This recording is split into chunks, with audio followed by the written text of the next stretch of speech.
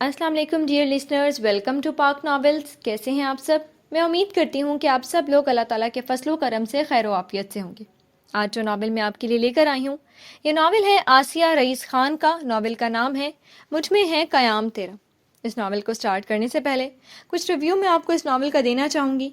یہ ناول ایک revenge based unique family story ہے۔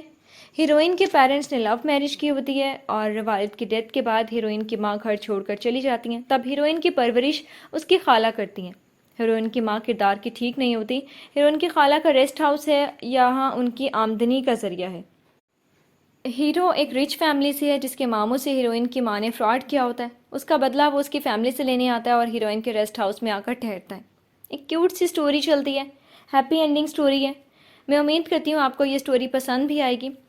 اس سٹوری کو سٹارٹ کرنے سے پہلے آپ سے ایک چھوٹی سی ریکویسٹ ہے کہ کائنڈلی آپ ہمارے چینل کو کر لیجئے سبسکرائب، ویڈیو کو لائک اور کلک کر لیجئے بیل آئیکن کو۔ اب دیر کیے بنا سٹارٹ کرتے ہیں آج کا ناول۔ انشاءاللہ وہ آج نہیں ہوگا۔ اوپر چڑھتے وقت خود کو تلقین کرتے ہوئے وہ مطمئن تھی کہ کل والا معاملہ آج نہیں ہو سکتا۔ اس اطمینان کی وجہ یہ تھی کہ یہ ویران ٹیلا اس کی کھوج میں تھا۔ باقی ساری بستی اس سے بے خبر تھی یا بھول گئی تھی۔ کوئی بھولا بھٹکا غلطی سے وہاں پہنچ بھی گیا ہوتا تو لگاتار 2 دن 25-30 ٹوٹی پھوٹی سیڑھیاں چڑھ کر اوپر آنے والا اتنا سرپھرا ہر کوئی نہیں ہوتا۔ سیڑھیاں بھی وہ جو باقاعدہ سیڑھیاں نہیں تھیں بلکہ ٹیلے کی چڑھائی کرید اور کھود کر پیر جمانے جتنی ایک کے بعد دوسری پھر تیسری جگہ بناتی گئی تھی۔ اسی لیے اسے امید تھی کہ وہ اجنبی کل کی غلطی آج نہیں دہرائے گا، لیکن آخری سیڑھی پر ہی اسے اس سرپھرے کی پشت نظر آ گئی اور سارے اندازے، مفروضے اور یقین دھرے کے دھرے رہ گئے۔ اس نے دانت پیستے ہوئے اپنی کجراری آنکھیں چھوٹی کی اور چہرے کے تاثرات اس کی اتنی ہمت کی تفسیر ہو گئے۔ گزشتہ شام کی طرح دل پر پتھر رکھ کر پلٹنے کے بجائے وہ پورے استحقاق سے آگے بڑھی۔ مانا اسے وہاں تنہا وقت گزارنا پسند تھا، مگر روز کسی اور کی وجہ سے پلٹنا بھی برداشت نہیں کر سکتی تھی۔ آخر اس جگہ کی کولمبس جو تھی۔ آہٹ پر بینچ پر قابض بندہ پلٹا اور تبھی غصے اور جوش کے درمیان عقل نے چٹکی لی۔ اس کے ساتھ بینچ پر بیٹھو گی، زمین پر پالتی مارو گی کہ اس کے پیچھے کھڑی رہو گی؟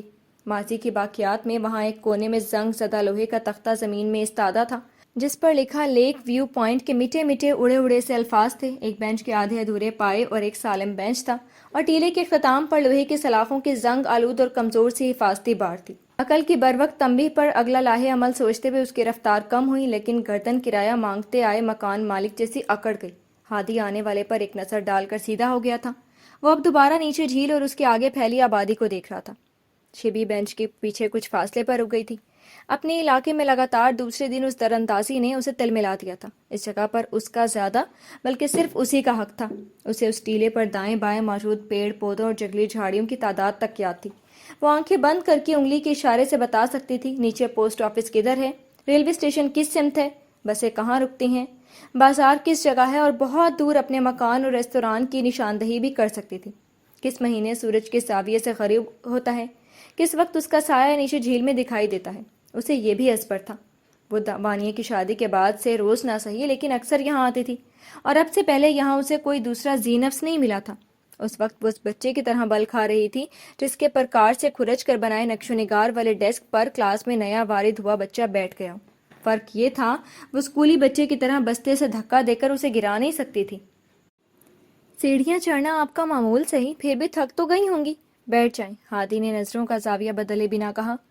بے تکلفی سے ہمدردی اور دانش مندی کا یہ اظہار اسے بقول آنی سن رسیدگی کی طرف تیزی سے محو سفر 25 سالہ عمر پر طنز لگا اور پہلی بار مقدور بھر سلگا بھی گیا۔ حالانکہ وہ عورت سے عمر نہیں پوچھتے، قبیلے سے نہیں تھی۔ وہ آگے آئی، کسی خیال کے تحت بینچ کے قریب پہنچ کر ذرا ٹھہری، پھر لب بھینچ کر بینچ کے دوسرے کنارے بیٹھتے ہوئے اپنا پرس درمیان میں رکھ لیا جو اتفاق سے آج اس لیے ساتھ تھا کہ اسے واپسی میں افروز مامے کی دوائیاں لینی تھیں۔ ویسے تو پورا قصبہ ہی خوبصورت ہے، پھر اتنی مشقت کی خاص وجہ؟ سوال پوچھتے ہوئے ہادی کی نظر سامنے افق پر جمی تھی جہاں سورج نے بادل اوڑھ لیے تھے اور ان کی آنکھ مچولی نے بڑے دل فریب رنگ بکھیر دیے تھے۔ مطلب وہ نہ صرف گزشتہ شام سے اس کی آمد سے باخبر تھا بلکہ اسے پہچان بھی گیا تھا۔ یہ قصبہ نہیں، شہر ہے جس کا خوبصورت نام ہے بستی، اور جواب آپ پہلے دے دیں۔ شبی کے چپتے جتاتے لہجے پر وہ مسکرانے لگا۔ وہ بھی تو لگاتار دوسرے دن اس جگہ موجود تھا۔ نئی جگہوں کی کھوج میرا پسندیدہ مشغلہ ہے۔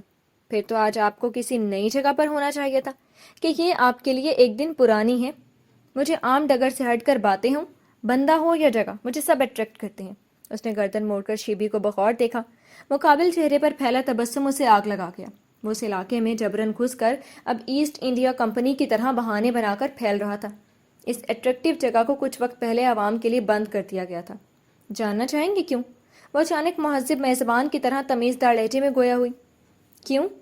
نیچے کی جھیل انہیں اتنا اٹریکٹ کرتی تھی کہ وہ کود پڑتے تھے۔ اب کے انداز کچھ یوں تھا جیسے کہہ رہی ہو بسم اللہ کریں۔ شکر ہے میرا شمار خواص میں ہوتا ہے۔ ہادی کے الفاظ تشکرانہ مگر تاثرات تمسخرانہ تھے۔ یہاں کا خوشگوار موسم اور صحت مند آب و ہوا ذہن پر اچھا اثر ڈالتی ہے۔ آپ کو بھی افاقہ ہوگا۔ اب شیبی کا لہجہ استہزائیہ تھا۔ ثبوت تو کچھ اور کہہ رہے ہیں۔ ہادی نے سر تا پا اس کا جائزہ لیتے ہوئے جتایا۔ مزید ثبوت کے لیے اس کا ہاتھ درمیان میں رکھے پرس کی طرف بڑھا تھا کہ ہادی کے فون کی رنگ ہوئی۔ اس نے جیب سے فون نکالا اور ریسیور آگے کرتا ہوا ٹوٹے جنگلے کے پاس چلا گیا۔ دھکا ہی نہ دے دوں، اس نے اس کے پشت کو گھورتے ہوئے سوچا۔ میں کیوں گناہ کروں؟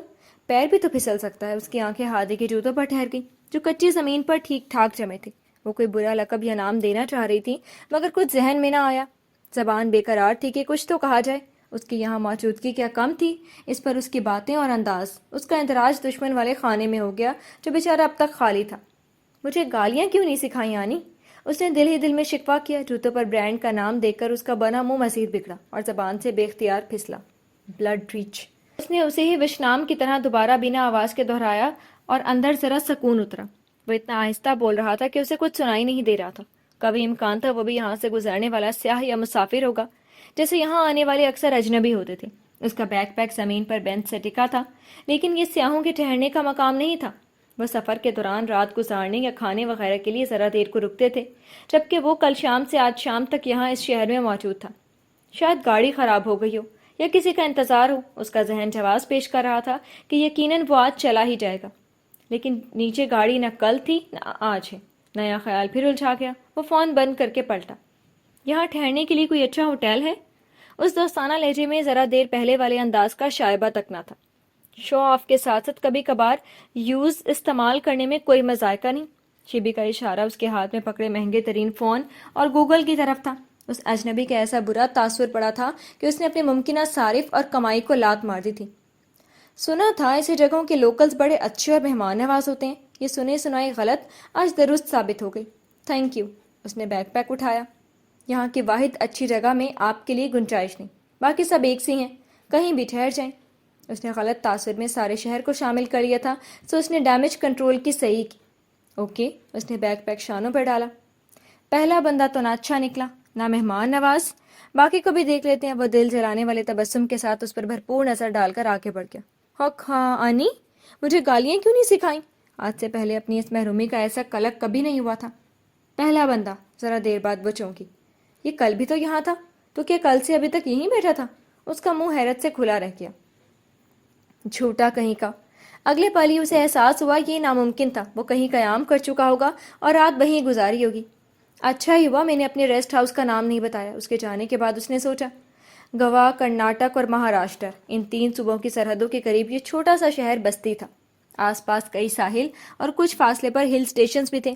یہ جگہ تینوں صوبوں میں آنے جانے والے سیاحوں کی گزرگاہ تھی۔ خود اس مقام کا بھی اپنا حسن تھا۔ آس پاس ٹیلوں جیسے پہاڑ تھے اور ان کے درمیان بڑی سی جھیل اس بستی کا حسن تھی۔ شہر میں کئی چھوٹے تالاب بھی تھے۔ گرمیاں شدید نہیں ہو رہی تھیں، لیکن سردیاں اور بارشیں شدید۔ شہر کے باشندے زیادہ تر کسان تھے، مگر نئی نسل اس کے علاوہ دوسرے میدانوں میں بھی قسمت آزمائی کر رہی تھی۔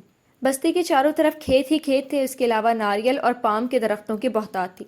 وہ بچپن سے اپنے نانا، نانی اور خالہ یعنی آنی کے ساتھ تھی۔ نانا کا آبائی مکان تھا اور ساتھ ہی کافی زمین بھی۔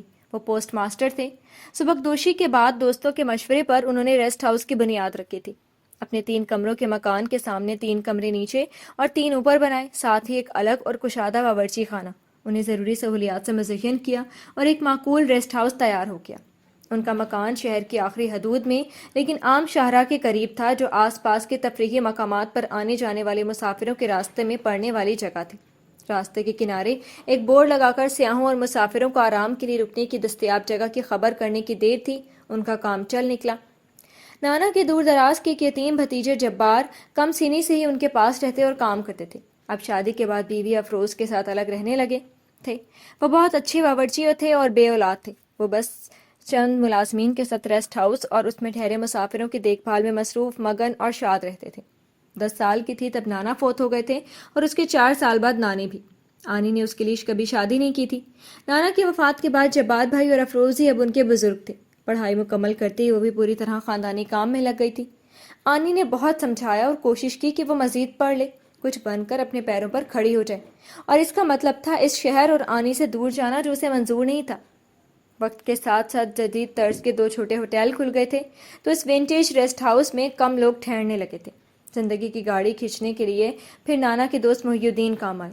انہوں نے آنی کو مشورہ دیا کہ ریسٹ ہاؤس اور مکان کے اگلے کھلے حصے میں چھوٹا سا کھانے پینے والا ہوٹل بھی کھول لیا جائے۔ ریستوران کے لیے سب سے خاص ہوتا ہے ایک اچھا باورچی، جو جبار بھائی کی شکل میں ان کے پاس پہلے سے موجود تھا۔ ریسٹ ہاؤس کا باورچی خانہ تو تھا ہی، آگے چھت ڈال کر لازمی سہولتوں اور ضرورتوں کے ساتھ کچھ میزیں اور کرسیاں رکھ دی گئی تھیں۔ ریسٹ ہاؤس کا باورچی خانہ تو تھا ہی، آگے چھت ڈال کر لازمی سہولتوں اور ضرورتوں کے ساتھ کچھ میزیں اور کرسیاں رکھ دی گئی تھیں۔ ان کا مینیو مختصر اور سادہ تھا، جو سفر کے دوران راستے میں رکنے والوں کے لیے مناسب اور سستا تھا۔ آہستہ آہستہ یہی ان کی آمدنی کا واحد ذریعہ رہ گیا تھا۔ ریسٹ ہاؤس سے آمدن کم ہوتے ہوتے سال کے کچھ مہینوں تک محدود ہو گئی تھی۔ جبار بھائی اور افروز کے علاوہ برتن دھونے اور صفائی کے لیے آستھا تائی، مراٹھی میں تائی بڑی بہن کو کہتے ہیں، یعنی آپا باجی تھی، اور بطور بیرے صبح 9 بجے سے شام 8 بجے تک 3 نوعمر لڑکے رفیق، سونو اور شاہد کام کرتے تھے۔ اگر کوئی بھولا بھٹکا ریسٹ ہاؤس میں آ جاتا تو وہ سب وہاں کے کام بھی دیکھ لیتے۔ رفیق، شاہد اور سونو کے آنے سے پہلے، وہ جانے کے بعد اگر کوئی مسافر آ جاتا تو ان کے بدلے کا کام وہ کر لیا کرتی تھی۔ 9 بجے وہ کلوزڈ والی تختی باہر لٹکا دیا کرتی تھی۔ اکثر لوگ انہیں مشورہ دیا کرتے کہ رات دیر تک کھلا رکھا کریں، لیکن آنی اس کے حق میں نہیں تھی۔ ان پر اللہ کا خاص کرم تھا کہ نئے ریستوران کھلنے کے باوجود بھی سب سے زیادہ مسافر ان کے یہاں رکتے تھے۔ اسے بستی کا کونا کونا ازبر تھا کہ ساری عمر اس چھوٹے سے شہر میں گزاری تھی۔ ایک دن اتفاقاً اس جگہ کی دریافت کے بعد وہ وانیہ کے ساتھ کبھی کبھار یہاں آتی تھی۔ پھر اسے سیاحوں کے لیے خاص کر دیا گیا تھا۔ وہاں ان کے لیے لیک ویو پوائنٹ بنایا گیا تھا۔ جانے مقامی میونسپلٹی کا کیا منصوبہ تھا، مگر ایک دن کسی مسافر نے سب کی موجودگی میں وہاں سے چھلانگ لگا کر خودکشی کر لی، جس کے بعد اسے عوام کے لیے بند کر دیا گیا تھا۔ جلد ہی مافوق الفطرت قصے اور کہانیاں اس جگہ سے وابستہ ہوتے گئے اور لوگ اسے بھول گئے۔ وہ اجاڑ اور ویران تھا، لیکن یہاں کی خاموشی، تنہائی اور نیچے بستی کو دیکھنا اسے اچھا لگتا تھا۔ وانیہ کی شادی کے بعد کبھی کبھار کا یہ چکر اس کا معمول بن گیا۔ بینچ اور اس جگہ سے دکھائی دینے والا نظارہ اس کے نئے ساتھی بن گئے تھے۔ ریستوران میں کتنی ہی مصروفیت ہو، وہ کچھ دیر کے لیے صحیح یہاں آتی ضرور تھی۔ آنی نے بھی اس کی صبح شام کی چہل قدمی پر کبھی روکا ٹوکا نہیں تھا۔ مغرب کے وقت وہ گھر پہنچی تو صاحبان یعنی ان کے ریستوران ہائی وے بریک سے باتوں اور برتنوں کا شور اٹھ رہا تھا۔ باہر 3 گاڑیاں بھی کھڑی تھیں۔ وہ اندر سے گزر کر جانے کی بجائے پیچھے سے اپنے کمرے میں چلی گئی، نماز پڑھی اور پھر باہر آئی۔ ان کا چھوٹا سا دفتر بھی ایک الگ تھلگ گوشے میں ایک لمبے سے کاؤنٹر اور کرسی پر مشتمل تھا۔ ریستوران دراصل صاحبان جیسا تھا۔ چاروں طرف 3-4 فٹ کی دیوار تھی۔ اس دیوار اور چھت کے درمیان لکڑی کا جنگلہ تھا اور درمیان میں قدرے چوڑا دروازہ جو وہ رات سونے سے پہلے بند کرتی تھی۔ چھت پکی تھی۔ یہاں کی فضا اور آب و ہوا میں یہ کھلی کھلی سی جگہ لوگوں کو پسند آتی تھی، جہاں سے سرسبز ٹیرے اور دور جھیل دکھائی دیتی تھی۔ آپ نماز پڑھ لیں آنی، میری ہو گئی ہے، ذرا جلدی جایا کرو تاکہ جلد واپس آؤ، عین مغرب کے وقت باہر ہوتی ہو، انہوں نے کرسی چھوڑتے ہوئے کہا۔ اب وہ کیا بتاتے کہ آج اس کا وقت کس نے برباد کیا تھا؟ انہوں نے تو سننے کے بعد اس کا ادھر جانا بند کروا دینا تھا۔ اس وقت وہاں ایک میز پر نوجوان جوڑا کافی پی رہا تھا۔ حلیے اور انداز سے ہی نئے شادی شدہ لگ رہے تھے۔ جینز اور ٹاپ کے ساتھ ساتھ لڑکی کے دونوں ہاتھوں میں دلہنوں والا سرخ پنجابی چوڑا تھا۔ دوسری میز پر 3 لڑکے تھے اور 2 میزیں ملا کر ایک ساتھ پورا خاندان بیٹھا تھا۔ 4 بچے، 2 مرد، 2 عورتیں اور ایک بزرگ خاتون۔ ان کی باتوں اور ہنسی مذاق کے ساتھ برتنوں اور چمچوں کا شور تھا۔ سونو، شاہد اور رفیق تندہی سے کام میں لگے تھے۔ اس نے گہری سانس لیتے ہوئے سامنے کھلے رجسٹر کو دیکھا۔ روم نمبر 1 میں کوئی ٹھہرا ہوا تھا۔ آج کی تاریخ اور کچھ دیر پہلے کا اندراج تھا۔ شکر ہے کوئی آیا تو، اسے خوشی ہوئی۔ اللہ کرے یہ بہت دن تک رکے، اس نے دعا کی۔ کچھ دیر بعد میں وہ جوڑا چلا گیا تو اس نے سستی سے دیوار پر اونگتی گھڑی کو دیکھا۔ اسی وقت باہر گاڑی رکنے کی آواز آئی۔ مزید مسافر کھانے کے لیے موجود تھے۔ جلدی کرو شاہد، اس نے میز صاف کرتے شاہد کو آواز دی، جو خود بھی باہر کا شور سن کر تیزی سے ہاتھ چلا رہا تھا۔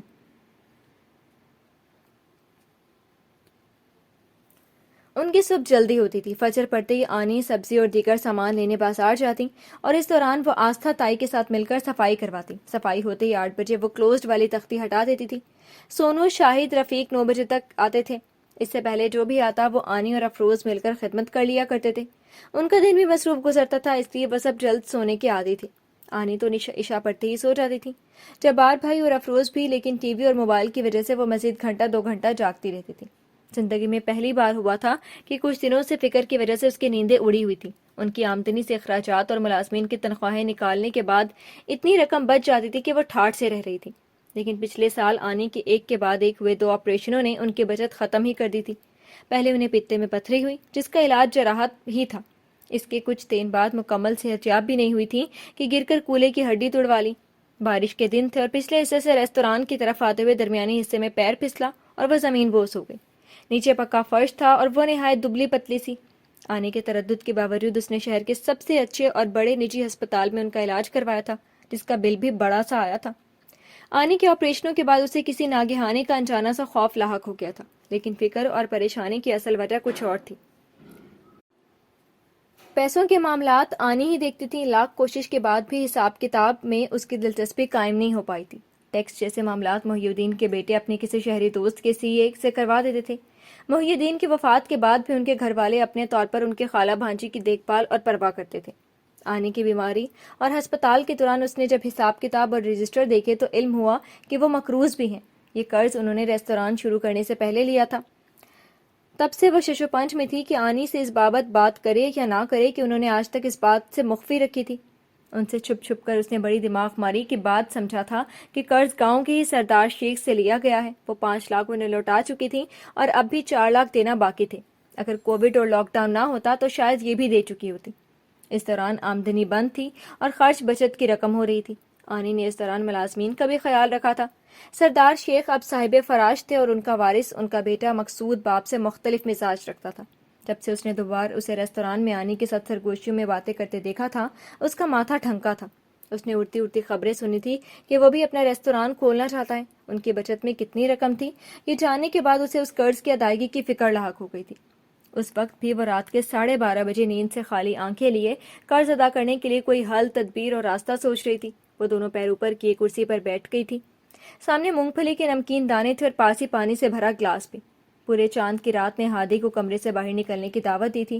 باہر آ کر وہ کمرے کے آگے چبوترے پر بیٹھنے کا سوچ رہا تھا کہ صاحبان کی جانب سے آتی روشنی دیکھ کر ادھر چلا آیا۔ آہٹ پر شبی نے سر اٹھایا اور وہ دونوں ایک دوسرے کو دیکھ کر ٹھٹک گئے تھے۔ تم؟ اس نے پیر نیچے لٹکائے۔ یہاں کیا کر رہے ہو؟ ایسا جھٹکا لگا تھا کہ شام والا ادب اور اندازہ تخاطب سب ہوا ہو گئے۔ ہادی اس سے زیادہ حیران تھا۔ اس کے تصور میں وہ گلابی رنگت اور بھوری آنکھوں والی طرح دار حسینہ تھی، جس کے چلنے، بولنے، اٹھنے، بیٹھنے، خرچ ہر حرکت میں نزاکت اور ادا تھی، بالکل ویسی جیسے شائستہ جبیں تھی، مگر اس کے سامنے موجود لڑکی اس تصور کے برعکس تھی۔ ساملی رنگت پر جانے اس کے بال زیادہ سیاہ تھے یا آنکھوں کی سیاہی زیادہ گہری تھی۔ ان سیاہ آنکھوں کے جل کے سیاہی رات کے اس پہر بھی باقی تھی۔ وہ آنکھیں پہلی بار لیک ویو پوائنٹ پر بھی اسے ایسی اپنی جانب کھینچ رہی تھی جیسے اس وقت۔ اس کا چہرہ جاذب نظر تھا کہ فوراً نگاہ ہٹتی نہیں تھی، لیکن انداز میں نزاکت و ادا کا دور دور تک شائبہ تک نہ تھا۔ اس کی جگہ بے نیازی اور لاپرواہی تھی۔ اس کی ظاہری حلیے اور صورت سے بڑھ کر شدید جھٹکا اسے یہ جان کر ہوا کہ یہ ٹیلے پر ملی پرکشش لڑکی اس کے ذہن میں محفوظ ہی نہیں نقش ہو گئی تھی، اور یہاں آنے کی وجہ بھی وہی لڑکی نکلی۔ یہ سچائی اسے ایک عجیب اور نئے سے احساس سے روشناس کروا رہی تھی۔ اس نے جلد خود کو سنبھال لیا۔ میز کے قریب پہنچ کر اس نے کرسی پلٹی اور اس کی پشت پر دونوں ہاتھ جما کر بیٹھ گیا۔ تم ایک ناکام اور نالائق بزنس وومن ہے۔ اس نے بھی وہی انداز تخاطب اپنایا۔ شبی کے ابرو چڑھ گئے۔ خالی پڑے ریسٹ ہاؤس کے لیے ملا کسٹمر تمہیں ہر حال میں ایکسپٹ کر لینا چاہیے تھا۔ خالی ریسٹ ہاؤس کا تانا اسے چابک کی طرح لگا۔ کسٹمر کتنا منہ پھٹ اور ill mannered ہے یہ سمجھ جانے کے بعد بھی؟ وہ دل جلانے والے انداز میں مسکرائی۔ منہ پھٹ اور ill mannered بل پے کرنے والا ہو تو کیوں نہیں؟ تمہیں تھوڑی نا اس سے رشتہ داری قائم کرنی ہے، بزنس کرنا ہے۔ ویسے پہلی بات سے میں متفق نہیں ہوں۔ میں نے دیکھا تم نے ڈپازٹ کی رقم ادا نہیں کی ہے، اسے رجسٹر یاد آیا کیونکہ تمہاری سوائپ مشین نہیں چل رہی تھی، نیٹ ورک ایشو بھی تھا اور کیش میں رکھتا نہیں، گوگل کا استعمال تمہیں واقعی نہیں آتا۔ اس نے پھر چوٹ کی۔ 2 ATM تو قریب ہی ہیں۔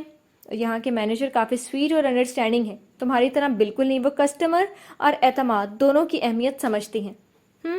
معصوم لوگ بدماشوں کے فیوریٹ ہوتے ہیں۔ ارے، وہ حیرانی کی اداکاری کرتا تھوڑا سا پیچھے ہوا۔ میں تمہارا فیوریٹ بھی ہو گیا؟ شبی کے تاثرات یوں ہوئے مانو کڑوی کسیلی دوا منہ کا ذائقہ خراب کرتے ہوئے حلق میں اتر گئی ہو۔ میز سے پلیٹ اور گلاس اٹھا کر وہ کھڑی ہو گئی۔ تمہارے سائیکیٹرسٹ نے درست مشورہ دیا ہے، یہاں دماغی حالت بہتر ہو سکتی ہے۔ لیکن تمہیں دیکھ کر وہ امید دم توڑ گئی ہے، اس نے مایوسی سے سر ہلایا۔ وہ برا نہیں مانتا تھا اور آخر میں اسی بات پر اسے غصہ آ گیا۔ گلاس اور پلیٹ کاؤنٹر پر رکھ کر باہر جاتے ہوئے اس نے بتی بجھا دی، لیکن پورے چاند کی وجہ سے اندھیرا نہیں ہوا تھا۔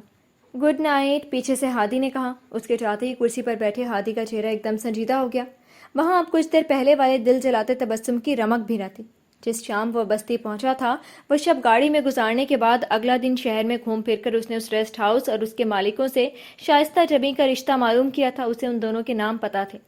کاش میں وہیں اس کا نام پوچھ لیتا، جانے کون احساس تھا جو اس غفلت پر اس سے ناراض تھا۔ صبح معمول کی طرح گہما گہمی والی تھی۔ وہ فجر کے بعد کچھ دیر سو گئی تھی، اس لیے اب سب کو حکم دیتے اور ان کے ساتھ کام کرتے ہوئے زبان اور قدم تیز تیز چل رہے تھے۔ صفائی آخری مرحلے میں تھی کہ باہر رکشہ رکنے کی آواز آئی۔ آنی بازار سے واپس آئی تھی۔ وہ سامان لینے باہر نکلی اور چونک کر رک گئی۔ ہادی آنی کے ساتھ باتیں کرتے ہوئے تھیلیاں اٹھا رہا تھا۔ وہ خوش دلی سے ہنس رہی تھی۔ دونوں دروازے کے قریب آئے تو اسے جگہ دینے کے لیے ہٹنا پڑا۔ ہادی اسے نظر انداز کرتا ہوا تھیلیاں لیے سیدھا پیچھے چلا گیا۔ یہ سب کیا؟ اس نے اشارے سے آنی سے پوچھا۔ وہ کبھی کسی مہمان کے ساتھ بے تکلف نہیں ہوتی تھی۔ وہ پیشہ ورانہ لحاظ، احترام اور رویہ رکھنے کی قائل تھے۔ تم ملی نہیں ابھی اس سے؟ یہ ہادی ہے، اچھا بچہ ہے، کل شام آیا ہے۔ وہ اس کی حیرت اور سوال کو اہمیت دیے بغیر آگے بڑھ گئی۔ وہ بھی ان کے پیچھے تھی۔ گیسٹ ہے تو ویسے ہی رکھے نا، کیوں اتنا فری کر رہی ہیں اسے؟ جب باہر بھائی سے کہنا آج ٹماٹر کم ملیں، پکانا شروع کرنے سے پہلے وہ دیکھ لیں۔ انہوں نے اس کا اعتراض جسے سنا ہی نہیں۔ وہ مزید احتجاج کرتی لیکن ہادی واپس آ گیا۔ ہوڈی والا sweatshirt, track pant, running shoes, بھیگے سے بال، اس کا حلیہ بتا رہا تھا وہ جاگنگ کر کے آیا۔ اس کی کلائی پر بندھا فٹنس بینڈ دیکھ کر پھر اس کا منہ بن گیا۔ آنی، چائے یا کافی مل سکتی ہے اس وقت؟ اس نے ادب سے کب پوچھا۔ آنی پر اسے کرنٹ لگا۔ وہاں رکنے والے میم، میڈم یا کبھی کبھار آنٹی کہا کرتے تھے۔ ایسا فری کوئی نہیں ہوا تھا۔ کوئی ایک حرکت ایسی نہ تھی کہ وہ اسے رعایت دیتی۔ پھر اسے گالیاں نہ آنے کا افسوس ہونے لگا۔ ہاں کیوں نہیں، بیٹھو ابھی بھجواتی ہوں۔ وہ تیزی سے اندر بڑھی اور ہادی سعادت مندی سے کرسی کھینچ کر بیٹھ گیا۔ گڈ مارننگ، اس نے مسکرا کر اسے دیکھا۔ گڈ مارننگ، وہ پرتکلف انداز میں کہتی وہاں سے ہٹ گئی۔ کچھ دیر بعد وہ سب اتنے مصروف ہوئے کہ وہ اس کے ذہن سے نکل ہی گیا۔ ناشتہ کرنے کے بعد وہ بھی کہیں چلا گیا تھا۔ شام میں لیک پوائنٹ پر جاتے ہوئے اسے دھڑکا لگا تھا کہ کہیں وہ آج بھی اس سے پہلے موجود نہ ہوں۔ لاکھ وہ اسے اپنی ملکیت اور جاگیر سمجھے، مگر کسی کو وہاں آنے سے روکنے کا اختیار نہیں رکھتی تھی۔ اتنا تنگ نہ کر دوں اسے کہ وہ ادھر کا رخ کرنا ہی بھول جائے، اس نے سوچا۔ چھوڑو شیبی، کہیں ایسا نہ ہو یہاں کے بجائے وہ بوریا بستر سمیٹ کر ہی چلتا بنے۔ اگلا خیال اس کے تخریبی تخیل کو تھپکی دے گیا۔ ان حالات میں ریسٹ ہاؤس میں کیسا بھی بندہ چلے گا، اور مجھے کون سا اس سے رشتہ داری استوار کرنی ہے؟ الٹی سیدھے باتیں سوچتی جب وہ اوپر پہنچی تو وہاں کوئی نہیں تھا۔ جتنا وقت وہاں رکی سارا دھیان اور دونوں کان آہٹ پر تھے کہ کہیں وہ آ تو نہیں گیا۔ عجیب مصیبت ہے، نہ آ کر بھی اسے سکون غارت کر دیا۔ واپسی میں وہ اسے سوچ اور کوس رہی تھی۔ ایک تو آنی نے گالی نہ سکھا کر بڑا برا کیا۔ بندہ ایک گالی دے اور ٹھنڈ پڑ جائے، یہ ایسے تو بس کوفت سوا رہتی ہے۔ آنی اور اس کے بچپن کے تمام قصے سناتی تھیں کہ وہ بہت شرارتی اور نٹکھٹ بچی ہوا کرتی تھی۔ اس کی سہیلیاں بھی بہت تھیں، مگر عمر کے ساتھ ساتھ جب زندگی کی تلخ حقیقتوں کا سامنا ہوا تو اس کی شرارتیں اور دوستیاں بھی پیچھے رہ گئیں۔ نانا نانی کی اداسی، خاموشی اور آنی کی تنہا زندگی کی وجہ وہ خود ہے۔ یہ سچ اداس کرنے والا ہی تو تھا، لیکن آنی نے کبھی گلا شکوہ کیا نہ چلے جانے والوں کا ذکر، بلکہ وہ اس کے ساتھ خوش باش رہتی تھی۔ انہوں نے اپنے والدین کی طرح اداسی اور خاموشی کو دل میں، چہرے پر، زندگی میں کہیں جگہ نہیں دی کہ وہ ایسا کرتی تو یہی سب شبی نے بھی کرنا تھا۔ انہوں نے کسی بات اور انداز سے یہ ظاہر نہیں ہونے دیا کہ ان دونوں کی زندگی اوروں سے مختلف ہے یا اس کا کوئی المیہ ہے۔ ان کے اسی طرز عمل اور طرز زندگی کا انعام تھا کہ کوئی زخم اور درد اس کے دل میں گھر نہیں بنا پاتا تھا۔ ایسا نہیں تھا کہ وہ سب بھول گئی تھی۔ افسوس، دکھ اور غصہ گاہے بگاہے دستک دیتے تھے، لیکن وہ ان کیفیات کو خود پر سوار نہیں کرتی تھی۔ یہ چھوٹا سا شہر تھا تو لوگ بھی سب جانتے تھے، باتیں کم صحیح ہوتی رہتی تھیں تو یہ سایہ اس کا پیچھا نہیں چھوڑتا تھا۔ آنیا بھی اتنی عمر رسیدہ نہیں ہوئی تھی کہ شادی ناممکن ہوتی۔ وہ 45-46 سال کی تھیں، دبلی پتلی تھیں اور مشقت نے چاقو چوبند بھی رکھا تھا۔ جب اس نے سمجھدار بن کر ان کی شادی کا ذکر کیا تو انہوں نے ہنستے ہوئے اسے چوما تھا۔ پاگل لڑکی، شادی اب تمہاری ہوگی۔ وہ وقفے وقفے سے اسے کوئی نہ کوئی رشتہ یا تصویر دکھاتی رہتی جسے وہ آرام سے رد کرتی آ رہی تھی۔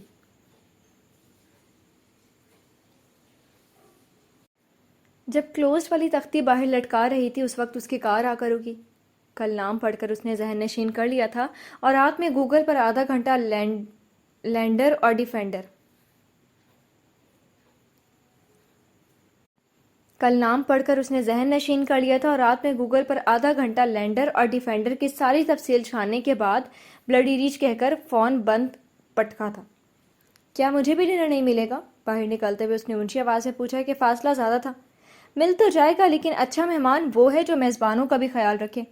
8-9 بجے ڈنر کون کرتا ہے؟ وہ گاڑی لاک کر کے دروازے کے پاس آیا۔ ریسٹ ہاؤس کے رولز وہاں لگے۔ اندر آتے ہوئے اس نے کاؤنٹر کی طرف انگلی اٹھائی۔ ہادی اس کے پیچھے آ کر دیوار کے پاس رک کر بلند آواز میں رولز پڑھنے لگا، جس میں عشائیہ کا وقت 8 سے 9 بجے کے درمیان تھا۔ کاؤنٹر کے پیچھے کرسی سنبھالتے ہوئے اس نے ہادی کو تیکھی نظروں سے گھورا۔ یہاں چائے کا وقت درج نہیں ہے۔ اس نے پیچھے مڑ کر مزید میز صاف کرتے ہوئے سونو کو دیکھا۔ ریسٹ ہاؤس والوں کو چائے کبھی بھی مل سکتی ہے سر۔ سونو نے خوشی خوشی اس کی معلومات بڑھائی۔ گڈ، تو پھر لے آؤ چائے۔ وہ کسی میز پر جا کر بیٹھنے کی بجائے کاؤنٹر پر کونے ٹیک کر کھڑا ہو گیا۔ مجھے ایک گائیڈ کی ضرورت ہے، اس نے کاؤنٹر کا پھیلاوا سمیٹتی شیبی کو دیکھتے ہوئے کہا۔ گائیڈ؟ اس نے پل بھر رک کر تعجب سے دیکھا۔ یہ اتنا بڑا علاقہ نہیں ہے، نہ یہاں ایسا کچھ ہے جو گائیڈ ہی جانتا اور بتا سکتا ہو۔ تمہارا مطلب ہے کوئی بھی عام انسان گائیڈ بن سکتا ہے جیسے تم؟ اس کا مطلب ہے ایک عام انسان بنا گائیڈ کے یہ جگہ گھوم سکتا ہے، اس نے دانت پیسے۔ اور پلیز، اگلے ہی پل وہ شروع ہوتا ہے، اس سے پہلے اس نے ہاتھ رو کر بیزاری سے تنبیہ کی۔ عام کا مطلب ہے نارمل، صحیح دماغ، ہر کوئی بھی شخص۔ ویسے خاص کوئی نہیں ہوتا، یہ دماغوں کا خلل ہے بس، کبھی اپنے دماغ کا تو کبھی دوسروں کے دماغ کا۔ عام اور خاص کی گفتگو پھر کبھی۔ ابھی امپورٹنٹ ایشو گائیڈ ہے، میں یہاں فوٹوگرافی کرنے کے لیے آیا ہوں۔ عام اور خاص کی گفتگو پھر کبھی۔ ابھی امپورٹنٹ ایشو گائیڈ ہے، میں یہاں فوٹوگرافی کے لیے آیا ہوں۔ کوئی مجھے یہاں کی ایسے جگہ بتانے والا ہو جو نیا بندہ نہیں ڈھونڈ سکتا۔ تبھی سونو چائے لے کر آیا۔ باجی سب ہو گیا، کوئی کام ہے تو بتا دیں ورنہ ہم نکل رہے ہیں۔ روز کے مقابلے میں آج سب جلدی سمٹ گیا تھا۔ ان کے لیے گائیڈ بن سکتے ہو؟ صبح صبح انہیں یہاں کی اچھی اچھی جگہ گھمانا۔ اس نے سونو سے پوچھا۔ کچھ پیسے اسے مل جاتے تو اس کا بھلا ہی ہونا چاہتا، ویسے یہ کام مفت میں تو کرنے نہ دیتی۔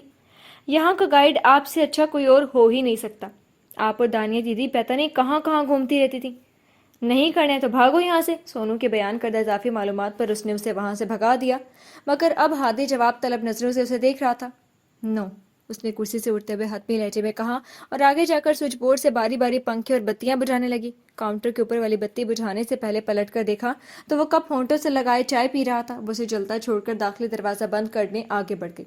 ہادی کی نگاہیں اسی پر تھیں۔ باہر کا شٹر صرف جالی والی دیواروں پر تھا جو جبار بھائی گراتے تھے، اور دروازہ اندر سے بند ہوتا تھا۔ یہاں اتنی جلدی رات ہو جاتی ہے؟ اس نے دور بستی کو دیکھتے ہوئے کہا جہاں روشنیاں کم ہونے لگی تھی، کیونکہ یہاں دن بھی جلدی نکلتا ہے۔ 6:30-7 بجے تک بچہ جاگ جاتا ہے۔ اچھا، اس نے خالی کپ کاؤنٹر پر رکھا اور ریسٹ ہاؤس کی طرف چلا گیا۔ شبی پلٹی تو اسے نہ پا کر حیران ہوئی۔ عجیب ہے، وہ بڑبڑاتی خود بھی گھر کی طرف بڑھ گئی۔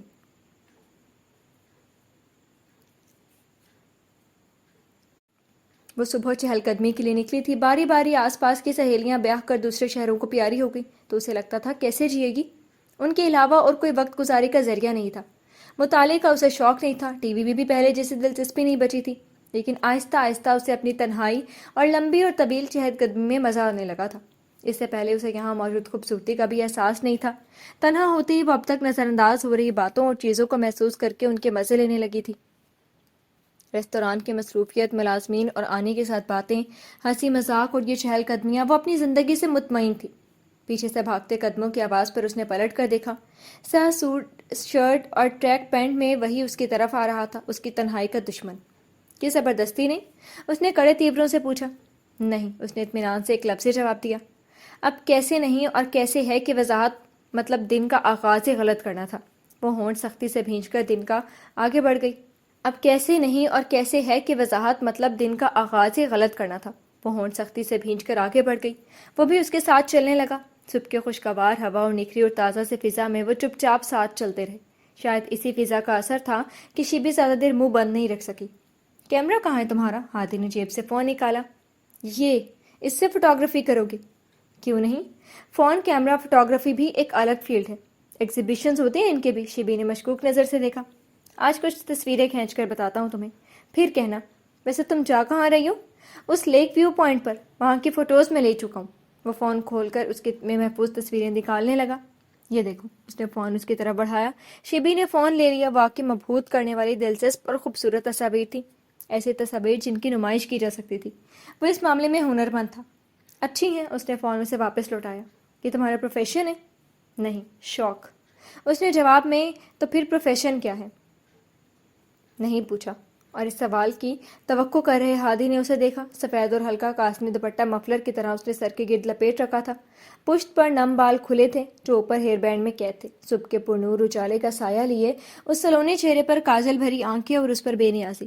وہ ایک الگ مزاج کی شہزادی تھی، اپنی مرضی کی مالک، خود میں گم، اور انداز سے وہ لاپرواہی جھلکتی تھی جیسے دنیا اس کے ٹھوکر میں ہو۔ اس کی مسلسل نظر پر شبی نے اس کی طرف دیکھا۔ اس نے نظر ہٹا لی۔ تمہارا اصل نام کیا ہے؟ شبی، یعنی صورت، تصویر، شباہت۔ اسے یہ اسکول کے وقت سے رٹا ہوا تھا۔ نائس، وہ پہلا نہیں تھا، اکثر یہ جان کر حیران ہوتے تھے۔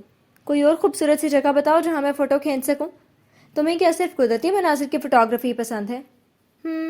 اسے چھوٹے سے تالاب تک لائی جو پورا مختلف رنگوں کے کنول سے بھرا تھا۔ گول گول سبز پتوں سے ڈھکے تالاب میں لمبی گردن نکالے ہر رنگ کے کنول اکڑ کر کھڑے تھے۔ ان کے بیچ کہیں کہیں سفید بگلے بھی تھے۔ یہاں کی بو کلمونی واقعی کیمرے میں قید کرنے کے لائق تھی۔ وہاں کوئی منڈیر تھی نہ بیٹھنے کی جگہ۔ وہ تصویریں لیتا رہا اور وہ دور کھڑی اسے تصویریں لیتا دیکھتی رہی۔ وہ چوڑے شانوں اور لمبے قد کا خوبرو بندہ تھا۔ اس کا حلیہ، انداز، اس کے استعمال میں موجود چیزیں، اس کی گاڑی، سب اس کے انتہائی متمول ہونے کا اعلان کرتے تھے۔ اس نے زیادہ تر اسے سوٹ، شرٹ، جینز اور ٹریک پینٹس میں ہی دیکھا تھا۔ شاید یہاں کا موسم اس کے لیے سرد تھا۔ وہ اکثر کمرے کے باہر کرسی ڈالے یہاں ریستوران کی کسی خالی میز پر لیپ ٹاپ کھولے مصروف انداز میں اپنا کام کرتا رہتا تھا۔ اس کے علاوہ آنی سے باتیں کرتا یا کچھ وقت کے لیے گاڑی لے کر کہیں نکل جاتا تھا۔ ان کے نوک جھوک کے علاوہ وہ باقیوں سے تہذیب و تمیز سے پیش آتا تھا اور شاید اسی لیے آنی کو اتنا پسند بھی تھا۔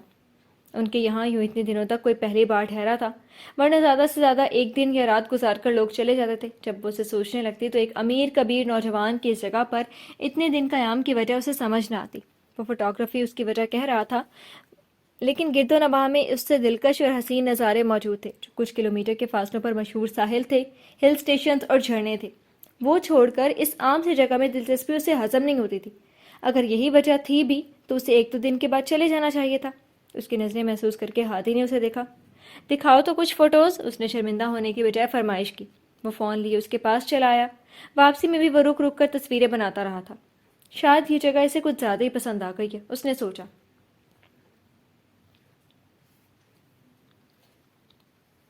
وہ اگلے دن سے ہی آنی کے ساتھ روز ہی بازار جانے لگا تھا۔ آنی بھی مسلسل اس سے باتیں کرتی رہتی۔ وہ دیکھ رہی تھی وہ اسے پسند کرنے لگی ہیں۔ کبھی کبھی اسے لگتا وہ جان بوجھ کر ان کے ساتھ ایسا برتاؤ کرتا ہے، خود کو یوں پیش کرتا ہے کہ وہ اس سے متاثر ہو۔ وہ طاق میں رہتی کہ کوئی ایسی بات اس کے ہاتھ لگے جو آنی کو سمجھانے کے کام آ سکے کہ اس سے اتنا بے تکلف نہ ہو۔ مختصر سی بات تھی کہ اسے اس کے اتنا اچھا ہونے پر یقین نہیں تھا۔ اور کیوں؟ وہ اس کے اچھا ہونے کو قبول کرنے سے کترا رہی تھی کہ اس کی سمجھ سے باہر تھا، کہ وہ کسی ایک بات کے چیز پر ہاتھ نہیں رکھ پا رہی تھی کہ یہ اس کی بے اعتباری کی وجہ ہے۔ اسے ضروری سامان خریدنے جانا تھا۔ ہر ماہ شیمپو، صابن، تیل، کریمیں جیسی ذاتی چیزوں کی خریداری اسی کے ذمے تھی۔ ایک بار چیک کر لے کچھ رہ تو نہیں گیا۔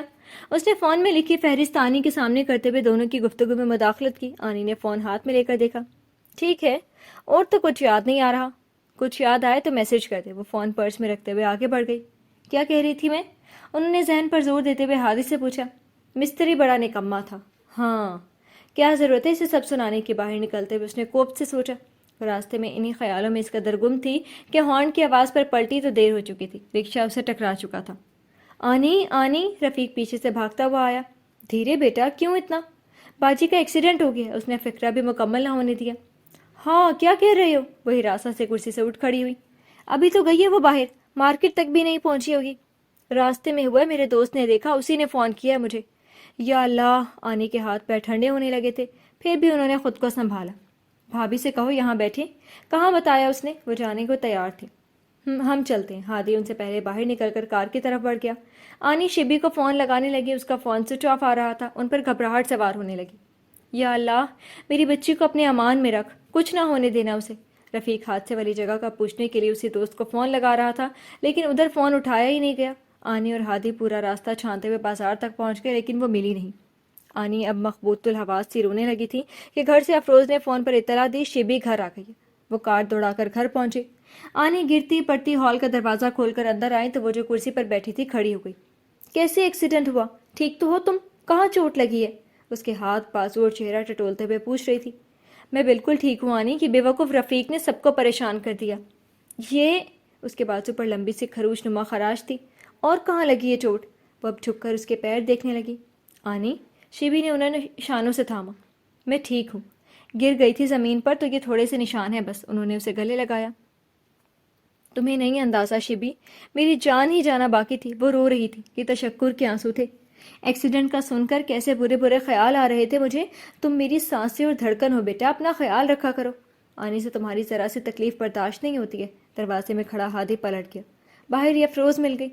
آپ بھی ان کی محبت پر حیران ہیں؟ وہ اس کی صورت دیکھ کر مسکرائی، حالانکہ وہ اس وقت حیران نہیں بلکہ کسی اور ہی احساس میں گھرا تھا۔ وہ دونوں ساتھ ساتھ چلتے ہوئے ریستوران میں کاؤنٹر تک آئے تھے۔ عائشہ یعنی آنی دراصل شیبی کی خالہ ہے۔ شیبی کی ماں شکل و صورت میں اپنی ماں اور بہن سے مختلف تھی۔ اس نے حسن اپنی دادی اور پھپھو کا چرایا تھا۔ صف اول کے حسن کے ساتھ اس کے خواب بھی بہت اونچے تھے۔ وہ اپنے آپ میں گم رہنے والی لڑکی تھی، اس لیے سب اسے پسند کرتے رہتے تھے۔ لیکن یہ تو بعد میں پتہ چلا کہ خود میں گم رہنا غرور کا حصہ تھا۔ وہ اپنے علاوہ کسی کا سوچتی تھی، نہ پرواہ کرتی تھی۔ اسے پڑھنے کے لیے شہر سے باہر جانا تھا، لیکن بڑے ابا نے اپنے بھتیجے سے شادی کر دی۔ نصیب کی بات کہ کچھ مہینے میں ہی اچانک ایک دن شوہر دل کا دورہ پڑنے پر فوت ہو گیا۔ اس وقت وہ امید سے تھی۔ شیبی کی پیدائش کے بعد اس نے شہر کے کالج میں داخلہ لے لیا، اور یہیں سے اس کی مرضی اور ہر دھرمی کی انتہا نہ رہی۔ اس نے گھر والوں کی باتیں، ان کی مرضی، ان کے جذبات کسی کو گنتی بھی نہیں رکھا۔ پڑھائی ہوئی تو نوکری کے لیے کسی دوسرے شہر چلی گئی۔ جلد ہی اس کے بارے میں الٹی سیدھی باتیں اور افواہیں گردش کرنے لگی۔ بڑے ابا نے باز پرست کرنے اور کچھ پابندیاں لگانے کی کوشش کی تو وہ گھر چھوڑ کر چلی گئی۔ بڑے ابا کو بہت دکھ ہوا، وہ بالکل ٹوٹ گئے، لیکن آنی اور شیبی کے لیے خود کو سنبھالا۔ بعد میں انہوں نے بہت کوشش کی کہ کسی طرح اسے سمجھا بجھا کر گھر لے آئیں، لیکن اب وہ آزاد پنچھی تھی۔ روک ٹوک اور پابندیاں تو اسے پہلے بھی پسند نہیں تھیں، تو خود مختار ہونے کے بعد کیوں کسی کی سنتی؟ بڑے ابا کے بعد تو اس نے کبھی ملنے کی بھی کوشش نہیں کی، نہ یہاں آئی نہ کوئی فون کیا۔ وہ تو ماں کی میت پر بھی نہیں آئی تھی۔ ماں باپ اولاد کا زخم لیے دکھی اور شرمندہ ہی چلے گئے۔ انہوں نے ذرا رک کر دم لیا، پھر گویا ہوئی۔ شائستہ کے رویے کی وجہ سے پہلے ہی بڑے ابا اور ان کے بھائی کے تعلقات میں کشیدگی پیدا ہو گئی تھی، اور اس کے گھر چھوڑ کر جانے کے بعد تو انہوں نے سب کچھ ختم کر لیا، رابطے تک ختم کر ڈالے۔ شیبی کو پلٹ کر پوچھا تک نہیں۔ اپنوں کا یہ بدلا روپ دیکھ کر بڑے ابا نے اپنے طور پر بیٹی اور نواسی دونوں کو معاشی طور پر مضبوط کرنے اور کسی کا محتاج نہ رکھنے کی صحیح کی۔ وہ چاہ رہے تھے جلد آنی کی شادی کر دیں، اور آنی کی شرط شیبی کو اپنے ساتھ رکھنے کی تھی۔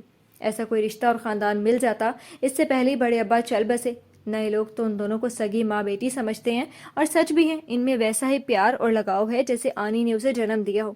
ایک ہی ماں باپ کی بیٹیاں ایسی نیک اور بد نکلیں، لیکن پھر آنی نے شیبی کی ایسی پرورش کی کہ وہ اسی کا پرتو بن گئی تھی۔ وہ یوں مٹھی ہونٹوں پر رکھے بیٹھا تھا کہ افروز کو لگا اسے شدید دھچکا لگا ہے۔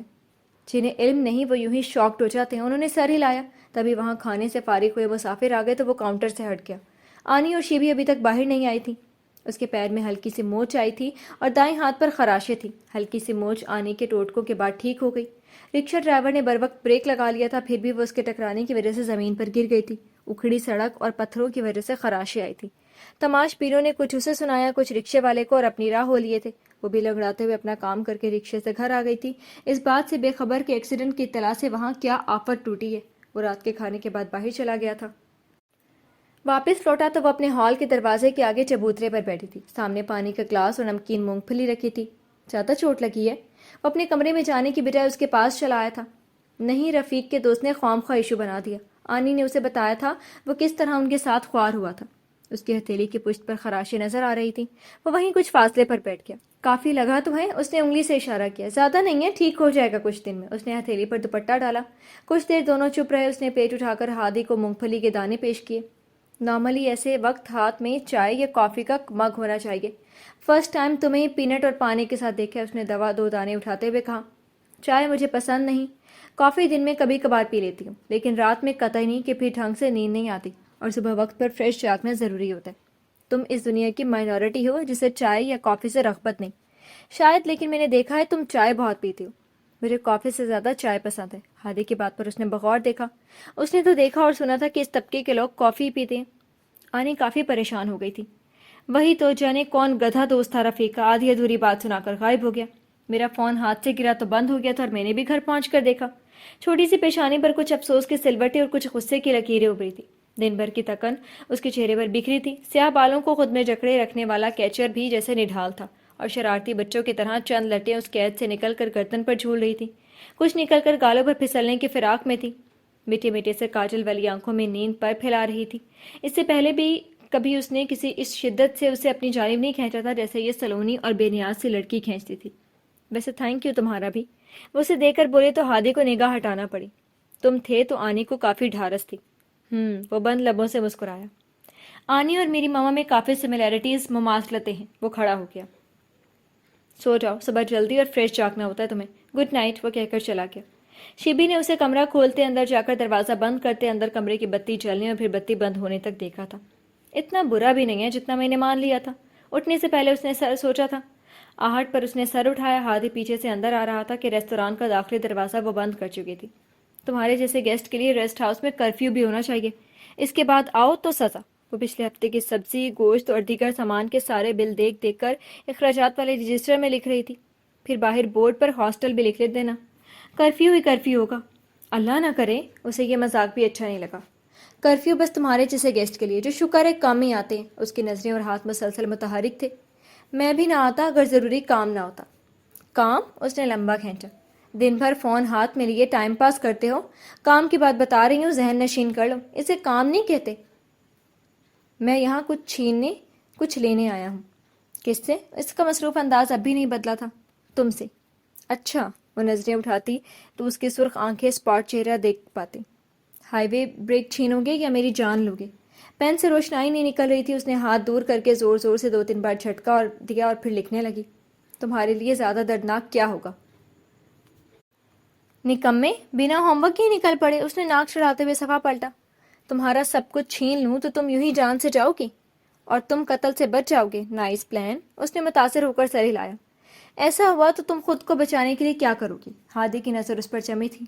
ہاں ہاں ہاں، میں بے وقوف نہیں، اپنے دفاعی پلان تمہیں کیوں بتاؤں؟ اس کا انداز شوق تھا۔ رجسٹر بند کر کے وہ نیچے بیٹھ گئی۔ کاؤنٹر کے نیچے پٹ والے خانے تھے۔ اس نے رجسٹر درمیان والے خانے میں رکھا۔ وہاں چیزیں بکھری تھیں، وہ انہیں ترتیب سے رکھنے لگی۔ میں نے تمہیں وارن کر دیا ہے، بعد میں مت کہنا پیچھے سے وار کیا، دھوکہ دیا۔ اوکے، فیئر پلے ایوارڈ ابھی سے تمہارا۔ اس کا انداز جان چھڑانے والا تھا۔ جب وہ پٹ بند کر کے کھڑی ہوئی تو ہادی وہاں نہیں تھا۔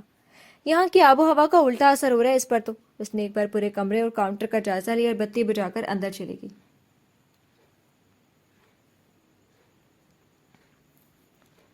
وہ کاؤنٹر کی دوسری طرف بیٹھا آنی سے ریسٹ ہاؤس اور ریستوران کی تاریخ سن رہا تھا۔ وہ اس سے کبھی اپنی بہن یا شبی کی ماں کا ذکر تک نہیں کرتی تھی اور اس نے بھی کبھی نہیں پوچھا۔ ان کی باتوں میں شبی کے لیے بے انتہا پیار اور مان ہوتا تھا۔ ان کے سارے خواب، خوشی اور کامیابی کی تعریفیں شبی سے جڑی تھیں۔ آج دانیہ کی بہن کی منگنی تھی، وہ دونوں ایک ساتھ نہیں جا سکتی تھی، کسی ایک کا وہاں موجود ہونا ضروری ہوتا تھا، اس لیے وہ اکیلی ہی جا رہی تھی۔ تیار ہو کر ادھر آئی تو ان دونوں کو یوں باتیں کرتا دیکھ کر ٹھٹک گئی۔ ہادی کے متعلق اس کی اولین رائے میں ذرا لچک ضرور آئی تھی، لیکن آنی کا ایک اجنبی کو سب کچھ سنا دینا اسے اب بھی بے آرام کرتا تھا۔ تم تیار نہیں ہوئی ابھی تک؟ اسے دیکھتے ہی انہوں نے پوچھا۔ وہ موقع کی مناسبت سے ہلکے سرمئی جوڑے میں ملبوس تھی جس پر سیاہ اور سلور کام تھا۔ کان میں گردن کو چھوتے لمبے سیاہ آویزے تھے۔ وہ اسے بہت پیاری لگی، لیکن مسکارا لپسٹک کے بعد بھی ہادی کو کمی محسوس ہوئی۔ ہو گئی ہوں، دراز میں میرا کاجل ہے، دے دیں؟ ادھر والا ختم ہو گیا، دوسرا یہاں دراز میں رہ گیا تھا۔ اسے اس کے علاوہ کوئی اور کاجل اچھا نہیں لگا تھا۔ یہی ہادی کے دل نے نعرہ لگایا۔ آنی نے دراز کھول کر کاجل کاؤنٹر پر رکھا اور وہ لڑکا۔ اسی وقت ہادی بھی کھڑا ہو کر باہر جانے لگا۔ کاجل فرش پر گرا، شبی کی چینخ سے پہلے ہی وہ اس پر پیر رکھ چکا تھا۔ اس کے دردناک آواز پر وہاں موجود مسافر بھی ادھر دیکھنے لگے۔ اس نے مٹھیاں بھینج کر خود کو اسے پیٹنے سے روکا۔ ہادی نے گھبرا کر پیر اٹھائے، لیکن جوتے کے نیچے سیاہی ہی سیاہی پھیل گئی تھی۔ میں بنا کاجل کے کیسے جاؤں؟ شبی کی آنکھوں میں آنسو آ گئے۔ کوئی بات نہیں بیٹا، دوسرا لگا لو، آنی نے پچکارا۔ یہی ایک بچا تھا آنی، اور نہیں ہے۔ اس نے شعلہ بار آنکھوں سے ہادی کو دیکھا۔ سوری، ریئلی سوری، میرے پاؤچ میں ہے، وہ لگا لو۔ وہ بھی کاجل سے اس کی انسیت جانتی تھی، اسے کوئی اور بھاتا ہی نہیں تھا۔ وہ روحانسی سے پلٹ گئی۔ جو تھا فی الحال اسی سے کام چلانا مجبوری تھی۔ آنی نے شاہد کو آواز دے کر وہ جگہ صاف کرنے کو کہا۔ ہادی نے نیچے بیٹھ کر برانڈ یا نام دیکھنے کی کوشش کی، مگر اسٹک کے گرد کا نازک پلاسٹک کور جوتے کے نیچے کرچی کرچی ہو چکا تھا۔ اس نے سب سے بڑا ٹکڑا اٹھایا۔ رہنے دو بیٹا، شاہد اٹھا کر صاف کر دے گا۔ جی، وہ کھڑا ہو گیا۔ کچھ دیر بعد وہ آنی کا کاجل لگا کر آئی تھی۔ ہادی جا چکا تھا۔ ماشاء اللہ، انہوں نے اس کے ماتھے پر بوسہ دیا۔ یہ بھی جچ رہا ہے، موڈ درست کر کے جاؤ بیٹا۔ اس کا منہ اب بھی پھولا تھا۔ وہ زبردستی مسکرائی۔ अगले दिन उसे शॉपिंग वेबसाइट से पार्सल मौसूल हुआ। वो हैरान कि उसने तो कुछ नहीं मंगवाया था। खोला तो उसमें मुख्तलिफ अनवा के काजल थे। हाँ हाँ, वो डब्बा लिए उसके कमरे तक पहुंची थी और दरवाजे पर दस्तक दी। हाथी ने दरवाज़ा खोला और उसने डब्बा सामने किया। मुझे तुम्हारे ब्रांड का नाम समझा नहीं, इसलिए जो अवेलेबल दस्तियाब थे सब ऑर्डर कर दिए। तुम्हारे वाला है इसमें? उसने नफ़ी में सर हिलाया। ओह सॉरी, तुम ही बता दो तो वो भी ऑर्डर कर दूं। इसकी ज़रूरत नहीं, इतनी सारी सोरियां काफ़ी हैं। उसने उंगली से डब्बे के अंदर इशारा किया। लेकिन ये सोरियां तुम्हारे काम की नहीं। क्या नाम था? काम की नहीं तो तुम ये सब वापस कर दोगे? उसने डब्बा नीचे किया। कंजूस, ब्लडी रिच, आखिरी 3 अल्फाज उसने दिल में कहे। नहीं सॉरी, वापस नहीं होती। वो मुस्कुराया। वैसे इसकी ज़रूरत नहीं थी। ज़रूरत थी। काजल इन्वेंट ही तुम्हारी आंखों के लिए हुआ। उसकी बेख्तियारी थी और इस बेख्तियारी से दिल में मचे तूफान पर शिबी की हैरानी। इसके बिना तुम्हें कभी देखा नहीं। वो संभला और शिबी भी। मैंने उसी दिन मंगनी से वापसी में ले लिया था। फिर भी थैंक यू। वेलकम। वो दोनों अचानक फॉर्मल हो गए थे। शिबी वापस आ गई और हाथी ने दरवाज़ा बंद कर लिया। वो सुस्त कदमों से पलंग पर बैठा। जहाँ लैपटॉप खोले वो काम कर रहा था, लेकिन अब काम का दिल नहीं था। उसने लैपटॉप बंद किया और आंखों पर कलाई रख के लेट गया। शिबी बड़ी देर तक सीने पर हाथ रख के डब्बे को देखती रही, फिर उसे सबसे निचली दराज में रख दिया।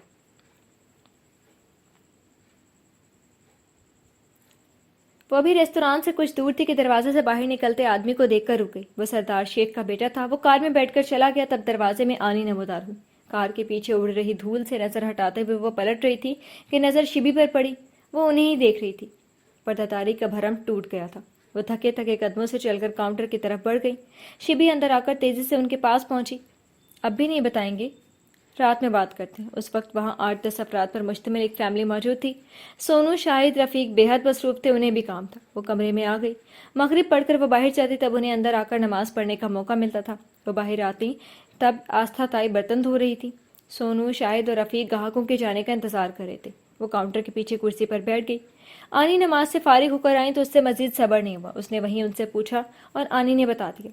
सरदार शेख बहुत नेक फितरत इंसान थे। जब रेस्तोरां बनाने का सोचा तो उनके पास इतने रुपए नहीं थे। वो बैंक से कर्ज नहीं लेना चाहती थी। ये उन्होंने अपने वालिदैन से सीखा था और उनकी ताकीद भी थी कि ज़िंदगी में सूद लेने और देने दोनों से बचना। उस वक्त पुराने वक्तों के लोग भी काम आते थे। मोहिउद्दीन ने खुद सरदार शेख से बात की। वो उस शहर में माली तौर पर ही नहीं, दिल के भी सबसे अमीर थे। उन्होंने 8 लाख बिना किसी सूद के उन्हें उधार दिए थे कि ये उनके लिए मामूली रकम थी। लौटाने की शर्त यही थी कि आहिस्ता आहिस्ता जैसे सहूलत हो वो उन्हें वापस कर दें। आनी हर माह उन्हें कुछ रकम वापस करती थी। पिछले 2 साल से वो बीमार थे, लेकिन 6 माह कबल फालिज के बाद वो बिस्तर के हो गए थे। उनका बेटा उन जैसा दिल का अमीर नहीं था। उसे चंद दिनों में ही पूरी रकम हर हाल में चाहिए थी। अब वो चाहता है कि हम 5 लाख में हाईवे ब्रेक उसे दे दें, और सच कहूँ तो हमारे पास इसके अलावा कोई और रास्ता भी नहीं है। आनी, वो इस ख्याल से ज़्यादा उनकी रजामंदी पर शिश्ता रह गई। हम कैसे दे दें, वो भी इतनी कम कीमत में? हमारे पास और कोई रास्ता नहीं है बेटा। जब कोई रास्ता नहीं बचा तब तो हम बैंक से। नहीं बेटा, हम इतने मजबूर नहीं। हमारे पास रेस्ट हाउस अब भी है। लेकिन आनी बेटा, सरदार चाचा ने मुश्किल में मदद की थी, वो भी किसी शर्त और वक्त की कैद के बिना। इस दौर में ऐसा खलूस और भरोसा नापैद है। उन्होंने जो किया वो तकरीबन नामुमकिन था। उनके एहसान का बदला यही होगा कि अब तकाजे की सूरत में हम फौरन उन्हें वापस कर दें। रेस्ट हाउस है, अगर वो बिल्कुल ना चला तो हम कुछ कमरे किराए से दे देंगे। हाँ, जब्बार भाई, भाभी और बाकियों के बारे में सोचना होगा। आनी, आप ये भी तो देखें, मकसूद जो अमाउंट कह रहा है वो असल कीमत से बहुत कम है। हम कर्ज वापस करने में बहुत लेट भी तो हो गए हैं। वो इसका भी जिक्र करता है कि इस रकम को उन सालों तक कहीं बिजनेस में लगाता तो उसे कितना मुनाफा मिलना था। मुआहिदा सरदार शेख और आप में हुआ था। अब ये शिबी, हम लेट और वसाइल से खाली हैं। ऐसा भी नहीं है। उसे उनका यूं हथियार डालना नहीं लगा था। उसने 1 महीने का वक्त दिया था। 10 दिन हो चुके। बाकी दिनों में कोई मौजज़ा हो जाए तो ये टल सकता है, वरना मैंने सोच लिया है हाईवे ब्रेक उसे दे देंगे। 20 दिन। उसका जहन उस वक्त में कहाँ और कैसे हाथ पैर मारे जाएं ये सोचने लगा था। होटलों ने उनसे रेस्ट हाउस का कारोबार छीन लिया था, लेकिन हाईवे ब्रेक के साथ ऐसा नहीं हुआ था। वहाँ 1-2 नए रेस्तोरां खुलने के बाद भी सबसे ज़्यादा हाईवे ब्रेक चलता था। वो किसी कीमत पर उसे खोना नहीं चाहती थी। मकसूद का मकसद भी एक चलते कारोबार को हासिल करना था, वरना 4 लाख उसके लिए इतने अहम नहीं थे कि इस तरह वसूल किए जाते। वो अच्छी तरह जानता था उन दोनों का और कोई सहारा या आसरा नहीं है जो उस वक्त उनकी मदद को आगे आएगा या इस बात पर मकसूद को आईना दिखाएगा।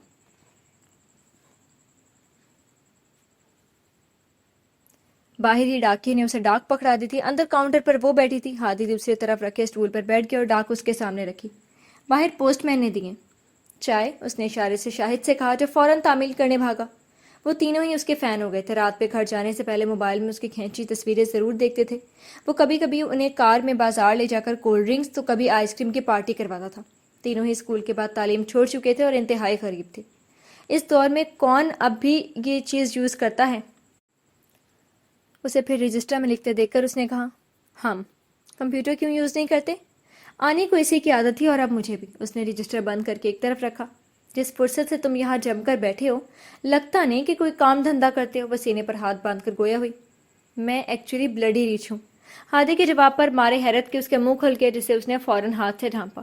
اس نے دماغ پر زور دیا کہ کب اس سے ایسی بد احتیاطی ہوئی جو اس نے سن لیا مگر کچھ یاد نہ آیا. اس نے کچھ مشکوک اور کچھ الجھے انداز میں اسے گھورا. کبھی کبھی تمہاری بڑبڑاہٹ کافی بلند آواز میں ہوتی ہے. وہ بڑے انداز میں محسوس ہو رہا تھا. ویسے میرا اندازہ درست تھا. وہ ڈھیٹ بنی لیکن یہی بات اندازے کے اظہار کے لیے استعمال ہوئے الفاظ کے لیے نہیں کہی جا سکتی. وہ اسے شرمندہ کرنا چاہ رہا تھا. اندازے کا اظہار غصے میں ہو تو یہ بالکل مناسب الفاظ ہیں. وہ شرمندہ تھی بھی تو اس کے سامنے کبھی ظاہر نہ کرتی.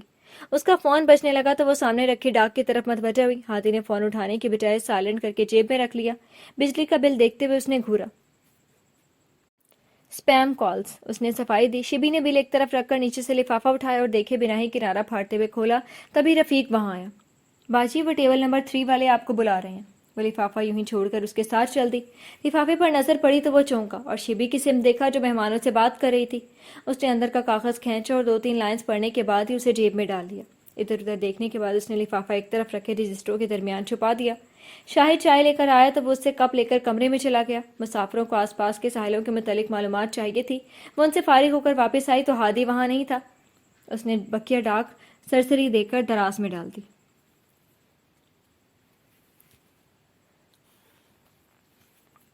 وہ شہر کے بازار میں درزی کے پاس سے اپنے اور رانی کے کپڑے لینے آئی تھی.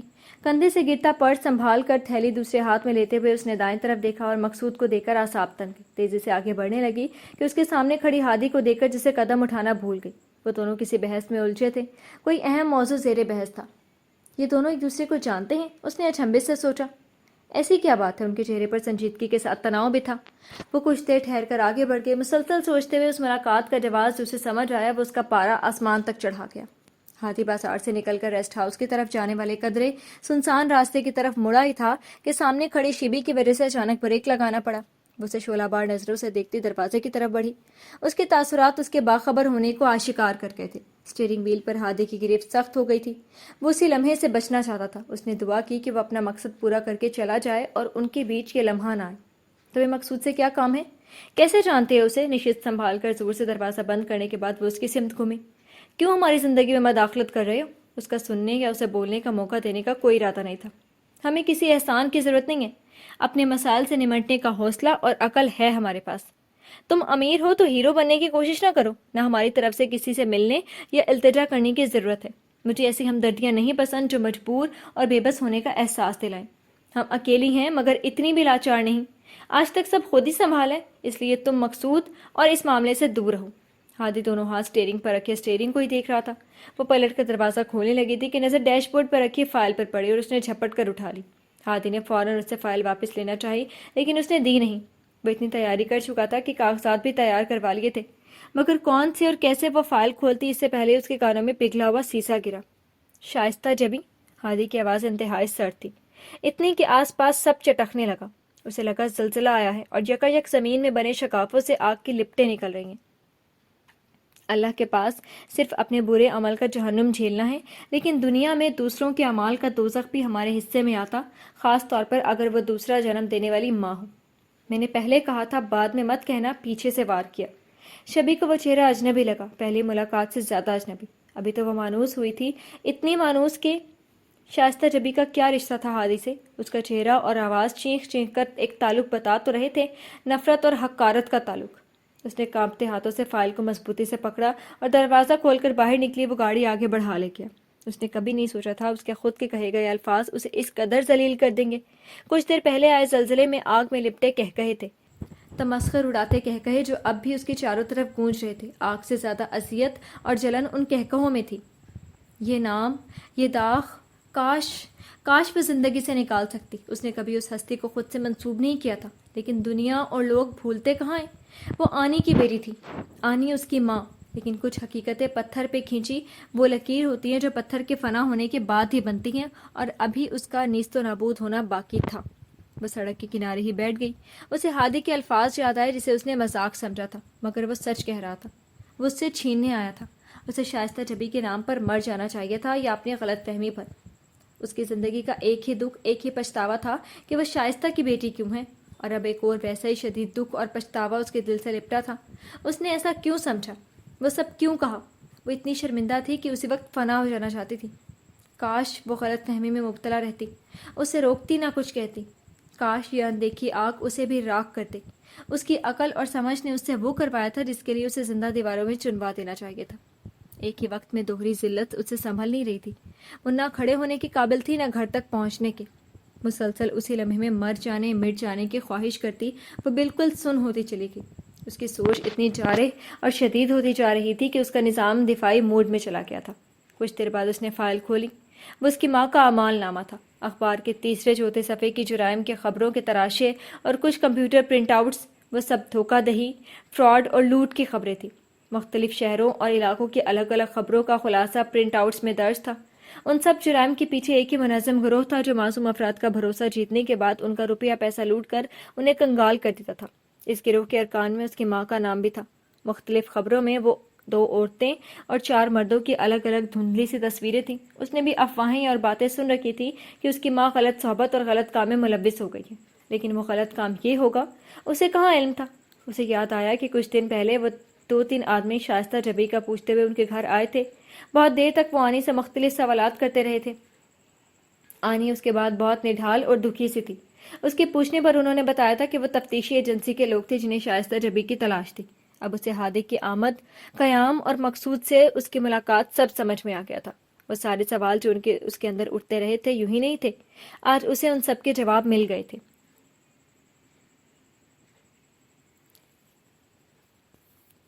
ہادی ریسٹ ہاؤس جانے کی بجائے لیک پوائنٹ پہنچ گیا تھا۔ وہ کسی نیک ارادے سے یہاں نہیں آیا تھا۔ ریسٹ ہاؤس میں قیام کے وقت اس کے دل میں ان دونوں کے لیے کوئی اچھا جذبہ نہیں تھا۔ تب ان کے ساتھ ہنس کر مسکرا کر بات کرتے ہوئے وہ منافقت کا اظہار کرتا تھا، مگر اتنا برا اسے شائستہ کی سچائی جاننے کے بعد بھی نہیں لگا تھا جتنا اب لگ رہا تھا۔ اسے افسوس تھا کہ فائل اس نے وہاں کیوں رکھ چھوڑی تھی۔ اگر وہ شبی کے ہاتھ نہ لگتی تو اسے اب بھی کچھ کہنے کی ضرورت نہیں تھی۔ وہ اپنا کام کر کے خاموشی سے چلا جانا چاہتا تھا۔ یہ اچانک تبدیلی اس سچائی کا ثبوت تھی جو ان کے درمیان حائل تھی، حائل رہنا تھی۔ وہ رات 10 بجے کے بعد ریسٹ ہاؤس پہنچا تھا۔ گاڑی ایک طرف لگا کر وہ دروازہ کھول کر اندر داخل ہوا۔ اتنی دیر ہو گئی تھی، پھر بھی دروازے اندر سے مقفل نہیں تھے۔ اسے امید تھی وہ ادھر ہی اس کے انتظار میں بیٹھی ہوگی، لیکن وہاں کوئی نہیں تھا۔ صاحبان کے بعد والا حصہ عبور کر کے ریسٹ ہاؤس اس کے سامنے پہنچا تو کمرے کے باہر اس کا سامان رکھا تھا اور قریب ہی ہاتھ باندھے شیبی کھڑی تھی۔ اس نے کچھ کہے بغیر اس کے بازو سے گزر کر اپنی چابی سے دروازہ کھولا۔ چیک کر لو، اندر کچھ نہیں ہے، سب یہاں رکھا ہے، اٹھاؤ اور نکلو۔ وہ پیچھے مڑی۔ ہادی نے دروازہ پورا کھولا اور اپنا سامان اٹھایا۔ اس کا ارادہ بھانپ کر وہ چوکھٹ پر دونوں ہاتھ رکھے دروازے کے بیچ کھڑی ہو گئی۔ اس کھلی دشمنی کے بعد تمہیں لگتا ہے کہ میں تمہیں یہاں رہنے دوں گی؟ مالک تم نہیں ہو۔ وہ اس کے برعکس بہت شانت تھا۔ پھر بھی اتنا اختیار رکھتی ہوں کہ تمہیں یہاں سے نکال دوں۔ کوشش کر لی، اب ہٹو۔ وہ دونوں ایک دوسرے کی آنکھوں میں دیکھ رہے تھے۔ دشمنی نبھا لی، اب دوستی نبھاؤ۔ مقصود اور اس کا ہوٹل ہی تمہارے لائق ہے۔ میرے لیے اتنا نہ سوچو، مجھے زیادہ علم ہے میرے لائق کیا ہے کیا نہیں۔ اب کے وہ ذرا سا مسکرایا۔ انہیں خیال نہیں رہا کہ ان کی آوازیں اونچی ہو گئی ہیں۔ پیچھے دروازہ کھلنے کی آواز پر دونوں چونکے۔ کیا ہو رہا ہے یہاں؟ نیند سے جاگتی آنی کی حیران کن آواز میں تشویش تھی۔ سامنے کا منظر دیکھ کر وہ ہول گئی تھی۔ شبی چوکھٹ سے ہاتھ ہٹا کر وہاں سے دور ہوئی تھی۔ وہ جب تک ممکن تھا یہ بات ان سے چھپانا چاہتی تھی، اور اب اس سے زیادہ ممکن نہیں رہا تھا۔ یہ کوئی عام مہمان نہیں ہے آنی؟ ان کے قریب جا کر کھڑی ہوئی۔ ہیں؟ آنی کی خاک سمجھ میں آیا۔ یہ حضرت مقصود سے ملے ہوئے، اس نے دل پر پتھر رکھ کر کہا۔ ان کا کہا اچھا لڑکا ہے، اسے یاد تھا۔ ہادی بیگ وہیں چھوڑ کر ان کے پاس آیا۔ آپ صبح تک انتظار کریں تو میں آپ کو اپنا موقف اور ارادہ بتاؤں؟ وہ آنی سے یوں مخاطب ہوا جیسے وہ وہاں موجود ہی نہیں ہے۔ کیسا ارادہ؟ ان کی ساری نیند ہوا ہو گئی تھی۔ آنی، اس کی باتوں میں نہ آئیں اور اسے ابھی یہاں سے جانے کا کہیں۔ نہ بیٹا، ایسی آدھی رات کو مہمان کو باہر نہیں کرتے۔ یہ مہمان نہیں ہے، وہ جھنجھلا گئی۔ آپ کہیں گی تو میں ابھی چلا جاؤں گا۔ انہوں نے باری باری دونوں کی غیر معمولی شکلیں دیکھی۔ کوئی کہیں نہیں جا رہا، ہم صبح بات کریں گے۔ نہیں آنی، وہ بے قرار سے ان کے سامنے آئی۔ کوئی بات نہیں کرنی نہ سننی، اب ان کے یہاں رہنے کی کوئی ضرورت نہیں ہے، وہ کسی صورت اسے وہاں برداشت نہیں کر سکتی تھی۔ آنی، اس کی ضد توڑنے کا یہی واحد ذریعہ تھا۔ میں آپ کا ریسٹورانٹ 11 لاکھ میں خریدنا چاہتا ہوں۔ شبی کو جھٹکا لگا۔ Bloody rich! اس نے منہ سختی سے بند کیا لیکن دل میں گالی دی تھی۔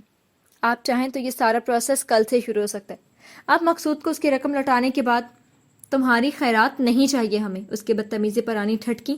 بات صرف اتنی نہیں تھی، یہ ان دونوں کی ملی بھگت ہے آنی۔ مقصود نے پہلے ہی کم قیمت بتائی اور یہ اس سے کچھ زیادہ تاکہ ہر حال میں یہ جگہ انہیں مل جائے۔ لیکن ہادی ایسا کیوں کرنے لگا؟ ان کی جانچتی نظریں شبی پر ٹکی تھیں۔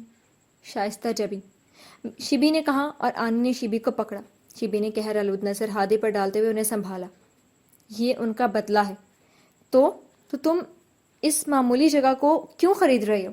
ہمارا اس سے کوئی لینا دینا نہیں۔ وہ اب زیادہ حیران تھی۔ کم ظرفوں کو اس سے کوئی فرق نہیں پڑتا۔ کوڑی کے داموں میں ہماری آمدنی کا واحد ذریعہ ہم سے چھن جانے کے بعد ہمارے پاس ریسٹ ہاؤس کو فروخت کرنے کے علاوہ کوئی اور راستہ نہیں ہوگا۔ اس کے بعد ہم مفلس اور بے گھر ہو جائیں گے۔ کل کو یہ مکان بھی ہم سے اسی طرح چھین لیا جائے گا۔ ان کا کرم کہ ایک جھٹکے میں نہیں، دھیرے دھیرے مار کر ہماری موت کا تماشا دیکھا جائے گا۔ بات پیسوں کی نہیں، ہمیں برباد کرنے کی ہے۔ اور ہائی وے بریک اس کی ابتدا ہے۔ انتقام میں انصاف کون دیکھتا ہے؟ وہ رونا نہیں چاہتی تھی لیکن اس کی آواز اس وقت بھر آ گئی تھی۔ کچھ دیر کے لیے وہ تینوں خاموش تھے۔ تم کمرے میں جاؤ، صبح بات کریں گے۔ آنے کی آواز میں جیسے آس پاس کے سارے ٹیلوں اور تالابوں کا بوجھ تھا۔ اس کا ہاتھ ہٹا کر اندر کی طرف بڑھی۔ خود کو یوں دکھی نہ کرو۔ یہ خود ساختہ سوچیں، قصور اور الزام کمزور ایمان اور کمزور دل والے کرتے ہیں، اور میں نے تمہیں کمزور نہیں بنایا ہے نا؟ ان کے گلے لگ کر آواز سے رونے لگی تھی۔ باہر کھڑا ہادی فائل لیے واپس پلٹ گیا۔ کچھ دیر نانا نانی اور بچپن کی باتیں کرنے کے بعد آنی سو گئی، لیکن اسے نیند کیسے آتی؟ اس وقت بھی اس کا دل کر رہا تھا ہادی کے کمرے میں جا کر اسے وہاں سے نکال دے۔ وہ کمرے سے باہر نکل آئی۔ وہ یوں ہار نہیں مان سکتی تھی، نہ اتنی آسانی سے دھوکہ کھا سکتی تھی۔ اب جب کہ وقت سے پہلے ہی وہ اس کا منصوبہ اور ارادہ جان گئی تھی تو اس پر واجب تھا آخری سانس اور آخری حد تک اسے اس کے مقصد میں ناکام کرنے کی کوشش اور جدوجہد کرتی۔ سائبان میں آ کر ٹہلتے ہوئے اسے یہ سب چھن جانے کا احساس رلا گیا۔ ان دونوں کے علاوہ جبار بھائی، افروز، آستھا تائی، سونو، شاہد اور رفیق کے بھی رزق اور جذبات بھی اس جگہ سے جڑے تھے۔ سارا کھیل پیسوں کا تھا جو اس کے پاس نہیں تھے اور ہادی کے پاس بے حساب تھے۔ Bloody rich! ٹھیک ہی گالی ہے کہ اس کے لیے، اس نے سوچا۔ کہیں سے وہ مقصود کا قرض لوٹا سکتی تو آنی نے بھی اسے بیچنے کا خیال دل سے نکال دینا تھا۔ سب سے اہم، وہ اسے جیتنے نہیں دینا چاہتی تھی۔ کسی خیال کے تحت اس نے رجسٹر کھولا اور مطلوبہ چیز دے کر اس کی آنکھیں چمکنے لگی۔ بہت دور کا خیال ہی، مبہم بھی، لیکن کوشش کرنا وہ خود پر فرض کر چکی تھی۔ صبح آنی فجر کے وقت جاگے تو اسے نہ پا کر انہیں لگا اپنا ذہن بٹانے کھلی ہوا میں کہیں پاس ہی گئی ہوگی، لیکن جب 1 گھنٹے بعد بھی نہیں وہ لوٹی تو انہیں فکر ہوئی۔ اس کا فون لگایا جو بند تھا، اب ان پر گھبراہٹ سوار ہونے لگی۔ وہ آگے صاحبان میں آئیں۔ جبار بھائی یا محی الدین کے بیٹے کو فون کرنے کا سوچ رہی تھی، کاؤنٹر پر نظر پڑی۔ خاص انہیں نظر آ جائے، شبی نے ایسے ویسے چڑ رکھی تھی۔ میں ہائی وے بریک کو بچانے کی آخری کوشش کرنے جا رہی ہوں، دعا کریں کامیاب لوٹوں۔ فون بند ہے تاکہ آپ مجھے روکنے اور واپس بلانے کی بیکار ضد نہ کریں۔ آج شام یا کل تک واپس آ جاؤں گی۔ نیچے اس کا نام لکھا تھا۔ انہوں نے سر تھاما اور اسٹول پر بیٹھ گئی۔ یا اللہ، کہاں گئی ہے اب یہ لڑکی؟ کون ہے اس دنیا میں ہمارا جس سے مدد مانگی جا سکتی ہے؟ کیا بینک گئی ہے یا نہیں؟ شائستہ کا تو پتہ تک نہیں معلوم کسی کو، اس کے پاس کیسے جا سکتی ہے؟ انہوں نے پھر فون لگایا لیکن بے سود۔ ضرور دانیہ کی یہاں گئی ہوگی، وہی ایک جگہ انہیں سمجھ میں آئی۔ وہ خود تو سفید پوش تھیں لیکن اس کے سسرالی رشتہ داروں میں پیسے والے موجود تھے۔ 8 بجے ہادی فائل لیے ان کے سامنے موجود تھا۔ اس نے شبی کا نہیں پوچھا۔ اچھا ہی تھا اس کی خیر موجودگی میں وہ آنی سے بات کر لی۔ آنی، اس نے پہلے شائستہ جبی اور اپنے بارے میں انہیں سارا سچ سنایا تھا۔ میں یہاں ان کی تلاش میں ہی آیا تھا، پھر یہ جگہ اتنی اچھی لگی کہ تفریح کے لیے رکیا، لیکن ہائی وے بریک خریدنے کے پیچھے کوئی غلط اور بری منشا نہیں ہے۔ میں جانتا ہوں آپ کا اس سارے معاملے میں کوئی رول نہ کوئی قصور۔ یہ آپ کے اور میرے دونوں کے لیے فائدے کا سودا ہے۔ مقصود محض 5 لاکھ میں یہ جگہ اور ریسٹورانٹ خریدنا چاہتا ہے جو اس کی اصل قیمت سے بہت کم ہے۔ میرا اس جگہ کے لیے کچھ اور منصوبہ ہے۔ میرے لیے یہ سڑک کے قریب کی جگہ اہم ہے۔ میں اپنا نقصان نہیں کروں گا، نہیں چاہتا ہوں کہ آپ کا نقصان ہو، اس لیے اس جگہ کی اصلی قیمت یعنی 11 لاکھ میں یہ لینے کے لیے تیار ہوں۔ اگر آپ راضی ہیں تو میں نے سب کاغذات اور فارمیلٹیز پوری کر لی ہیں، آپ کو بس میرے ساتھ چل کر دستخط کرنے ہیں۔ اس نے 2-4 فائلیں سامنے رکھی۔ بیٹا، تم یہاں تفریح کے لیے رکے تھے کہ جگہ خریدنے؟ آنی، میں بزنس مین ہوں۔ جب اور جہاں فائدہ مند چیز نظر آ جائے میں اسے بزنس کے نقطہ نظر سے دیکھتا اور پرکھتا ہوں۔ خیر سے جھوٹ تو وہ ابتدا سے ہی کہہ رہا تھا۔ تفریح کے دوران بھی یہ بھی ایک ایسی ہی ڈیل ہے۔ اللہ نے تمہیں ہمارے لیے مدد کا فرشتہ بنا کر بھیجا ہے بیٹا. میں تیار ہوں، چلو. اس نے ان سے سب سچ کہہ دیا تھا. اتنا ہی ان کے بھروسے کے لیے کافی تھا. وہ مقصود کو دینے کا ارادہ کر چکی تھی تو ہادی کو دینا اس فیصلے سے بہتر فیصلہ تھا. وہ اٹھ کر کھڑی ہوئی.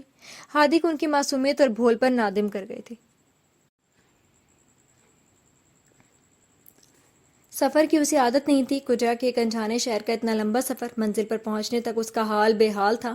بکھرے بال، سوکھے ہونٹ، شکن زدہ ملگے سے کپڑے اور تھکن زدہ چہرہ. مطلوبہ پتے پر پہنچنے سے پہلے اس نے منہ بھر دھو کر بکھرے بال ہاتھ سے ہی سنوار لیے تھے. وہ کہیں آتی جاتی نہیں تھی تو اس کا پرس بھی ایمرجنسی میں لگنے والی لوازمات سے خالی رہتا تھا. اس میں کنگا تک نہیں تھا. سارا راستہ وہ سوچتی آئی تھی کہ کیسے اور کیا کہنا ہے. اسے صرف ایک جملہ کہ آنی اور میری ماما میں کافی سملیرٹیز ہیں، اور آخر تک کوشش کرنے والا اپنا مزاج یہاں کھینچ لایا تھا. ان سب میں ہادی کو شکست دینے کی ضد بھی شامل تھی. فائل پڑھ کر وہ اتنا جان گئی تھی کہ اس کی ماں کا شکار ہادی کا خاندان نہیں ہوا تھا، کیونکہ خبروں میں اس کے والدین یا اس کا نام نہیں تھا. بس ضرور اس کا کوئی قریبی عزیز تھا، کوئی بہت پیارا، جس کے لیے وہ اس حد تک جانے کو تیار تھا. اس کے ذہن میں یہ تصور تھا کہ وہاں اسے سنا جائے گا کیونکہ اس کے ساتھ زیادتی اور دھوکہ ہوئے، اور وہ سب ان کے سگے نے کیے. تخیل میں وہ سر اٹھا کر اپنی بات کہہ رہی تھی. تب اسے اپنی ماں، اس کی کرتوت اور اس سے اپنا رشتہ اتنا اہم نہیں لگ رہا تھا، لیکن بنگلہ دے کر اس کا دل ڈوبنے لگا. ان کی عمارت نے اس لمحے اسے مروب کر دیا تھا. اسے لگا اسے یہاں سے بھگا دیا جائے گا. جانے کیوں اس دفعہ وہ نخوت سے بلڈی ریش نہ کہہ سکی. یہ امیر مغرور لوگ میری سنیں گے بھی، اور کیوں سنیں، ملیں گے بھی نہیں وہ مجھ سے. اس نے پوری شدت سے اللہ کو پکارا اور اطلاعی گھنٹی بجائی.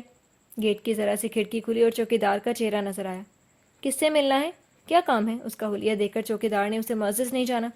عبدالاحد سر سے ملنا ہے، وہ انڈیا سے باہر گئے ہیں. اس نے کھٹ سے کھڑکی بند کر دی. شبی نے پھر اطلاعی گھنٹی بجائی. اب کہ اس نے جھنجھلا کر کھڑکی کھولی، شبی نے اسے بولنے کا موقع نہیں دیا. تمیز سے پوری بات سن لیں، اس نے لہجہ سخت کیا. اس وقت گھر میں جو بھی موجود ہے مجھے ان سے ملنا ہے. میں عبدالہادی کی فرینڈ ہوں. اس کا انداز چوکیدار کو بھایا نہیں. وہ کچھ کہتا اس سے پیچھے ہی نسوانی آواز آئی. کون ہے؟ چوکیدار ادب سے پیچھے مڑا. ہادی سر کی فرینڈ کہہ رہی ہیں خود کو، اور بھیجو اندر. جی میم صاحب. چوکیدار نے بغل والا چھوٹا گیٹ کھولا اور وہ اسے گھورتے ہوئے اندر داخل ہوئی. لیفٹ سائڈ والے دروازے سے وہ اسے اندر جانے کا راستہ بتا رہا تھا، اور وہ انسنی کرتے ہوئے آگے بڑھ گئی. لان کشادہ تھا جسے خوب اچھی طرح سنوارا گیا تھا. سرخ روش چند زینوں کے بعد پورچ پر ختم ہو رہی تھی. اس کے آگے شیشے کی دیوار اور دروازہ تھا. دروازے کے علاوہ باقی حصے پر پردے تھے. وہ اندر داخل ہوئی. لاؤنج میں صوفے پر قدرے فربہی مائل ادھیڑ عمر کی خاتون بیٹھی تھی. ان کا لباس اور خود وہ پروقار تھیں. اس حقیقت کے باوجود بھی کسی کے عمل کی سزا اسے نہ دیتے ہوئے اس کے رشتہ داروں کو دینا انصاف نہیں، بلکہ انتقام کی بدترین شکل ہے. اور آپ کا بیٹا یہی کر رہا ہے. کسی کی غلطی ہماری ویسی ہی دوسری غلطی کرنے سے نیوٹرل یا جائز نہیں ہو جاتی. یقیناً آپ نے اسے یہ نہیں سکھایا ہوگا کہ آنکھ کے بدلے آنکھ پھوڑ دو. یہاں تو آنکھ بھی پر آئی ہے. انہوں نے شائستہ کو دیکھا تھا. اس میں اور سامنے کھڑی لڑکی میں زمین آسمان کا فرق تھا. اتنا تو وہ بھی جانتی تھی کہ شائستہ برسوں پہلے گھر دار رشتے ناطے سب چھوڑ چکی ہیں. سمرا چل کر اس کے قریب آئی. تم بیٹھو اور تفصیل سے بتاؤ کیا بات ہے. انہوں نے ملازموں کو آواز دے کر پانی لانے کو کہا. وہ یوں ہی جمی رہی. انہوں نے اسے پیچھے صوفے پر بٹھایا اور خود بھی ساتھ بیٹھ گئی. کوئی تفصیل نہیں ہے. آپ کا بیٹا ہمیں یعنی مجھے اور آنی کو ویسے ہی کنگال کرنا چاہتا ہے جیسے شائستہ جبی نے لوگوں کو کیے. ہم سے ہماری آمدنی کا واحد ذریعہ چھین کر وہ ہمیں سڑکوں پر دیکھنا چاہتا ہے. ہادی ایسا نہیں ہے. انہوں نے یقین سے کہا اور اسے آگ لگ گئی. والدین اور بچوں کی سوچ میں زمین آسمان کا فرق ہوتا ہے. ان کی عادتیں، مزاج اور طرز زندگی ایک سے نہیں ہوتے. میں اور آپ کا بیٹا بھی اس کی مثال ہے. نیک والدین کی اولاد نیک اور گناہ گار کی والدین کی اولاد بری ہی ہو، ایسا کوئی قانون نہیں ہے. اس نے صحیح رگ پکڑی تھی. کچھ غلط فہمی ہوگی بیٹا. وہ اپنے ماموں کے بہت قریب ہے. ان کے ساتھ ہوئے فراڈ پر اسے بہت غصہ تھا، لیکن وہ کسی بے گناہ اور بے قصور کے ساتھ زیادتی نہیں کر سکتا. ملازمہ پانی لے آئی تو ان کی بات رک گئی. تم کہاں سے آئی ہو؟ انہوں نے پوچھا. گلاس خالی کر کے لوٹاتے ہوئے اس نے اپنے شہر اور ضلع کا نام لیا تو وہ چونکی. اوہ، اتنا لمبا سفر کیا. وہ کچھ دیر پرسوچ سی اسے دیکھتی رہی. نام کیا ہے تمہارا؟ شبی. شبی آفصاف حسین. بیٹا شبی، تم بہت دور سے آئی ہو، تھکی ہوگی. فریش ہو جاؤ، کھانا کھاؤ، ہم اس کے بعد بات کرتے ہیں. نہیں، وہ گڑبڑائی. وہ اس لیے تو نہیں آئی تھی یہاں. اسے جلد سے جلد اپنا مدعا بیان کرنا تھا اور ان کا جواب سن کر واپس جانا تھا. تم مہمان ہو میری. میرا بیٹا ہم سب سے چھپا کر کیا کرتا پھر ہے، مجھے بھی جاننا ہے. آؤ. وہ کھڑی ہوئی اور اسے بھی اٹھنے کو کہا. گھبراؤ نہیں، گھر میں اس وقت کوئی نہیں ہے. فاطمہ بھی اپنی بڑی بہن کے یہاں رکنے گئی ہے. تم پہلے فریش ہو جاؤ. وہ اس بار سختی یا بے رخی سے جواب دینے کی بجائے کھڑی ہو گئی. انہوں نے اسے ایک کمرے میں پہنچایا. یہ صوبیہ کا کمرہ ہے. وہ میکے آتی ہے تو یہیں سوتی ہے. تم آرام سے منہ ہاتھ دھو لو، چاہیے تو شاور لے لو. اس کے کپڑے بھی تمہیں آ جائیں گے. وہ الماری کھول کر اس کے لیے جوڑا نکالنے لگی تھیں اور تبھی سامنے شیشے میں اپنا حلیہ دیکھ کر اس کی سمجھ میں آیا کہ وہ کیوں اسے نہانے، کپڑے تبدیل کرنے اور کھانے کا کہہ رہی ہیں۔ 2 جگہ بس بدل کر وہ ممبئی پہنچی تھی اور پھر اس مکان تک پہنچنے کی خواری الگ، سڑتا پاؤ وہ دھول مٹی میں اٹی تھی اور شکل سے فاقہ کش لگ رہی تھی۔ اس وقت شام کے 7 بج رہے تھے۔ سارے سفر کے دوران کہیں رک کر کھانے کے بجائے 2-3 جگہ سموسے اور سینڈوچ کھائے تھے۔ وہ کپڑے بستر پر رکھ کر باہر چلی گئی۔ بڑے شش و پنج کے بعد اس نے نہا کر وہ لباس پہنا، اپنا جوڑا وہیں دھو کر جیسے تیسے پھیلا دیا تھا۔ نماز پڑھنے کے بعد وہ بال بنا کر باہر نکلی تو میز پر سمرہ اس کے منتظر تھے۔ وہ سامنے پرکشش لڑکی کہیں سے بھی اپنی ماں جیسی نہیں تھی۔ اس کی سیاہ خوبصورت آنکھوں میں اس وقت کاجل کے ہلکے نشان بچے تھے۔ ان گہری آنکھوں میں بے پناہ مقناطیسیت تھی۔ ایک عورت کے فریب کے بعد بھی ان کا دل اس عورت کی بیٹی پر مکمل اعتبار کرنے کو تیار نہیں تھا، مگر وہ اس سے ساری بات بھی سننا چاہتی تھی۔ آؤ کھانا کھا لو بیٹا۔ اشتہا انگیز خوشبو اور کھانا دے کر بھوک چمک گئی تھی۔ وہ اپنے ندیدے پن اور بے مقصد سے ہٹ کر دوسرے کام کرنے پر خود کو ڈانٹ ڈپٹ کرتی کھانے بیٹھ گئی۔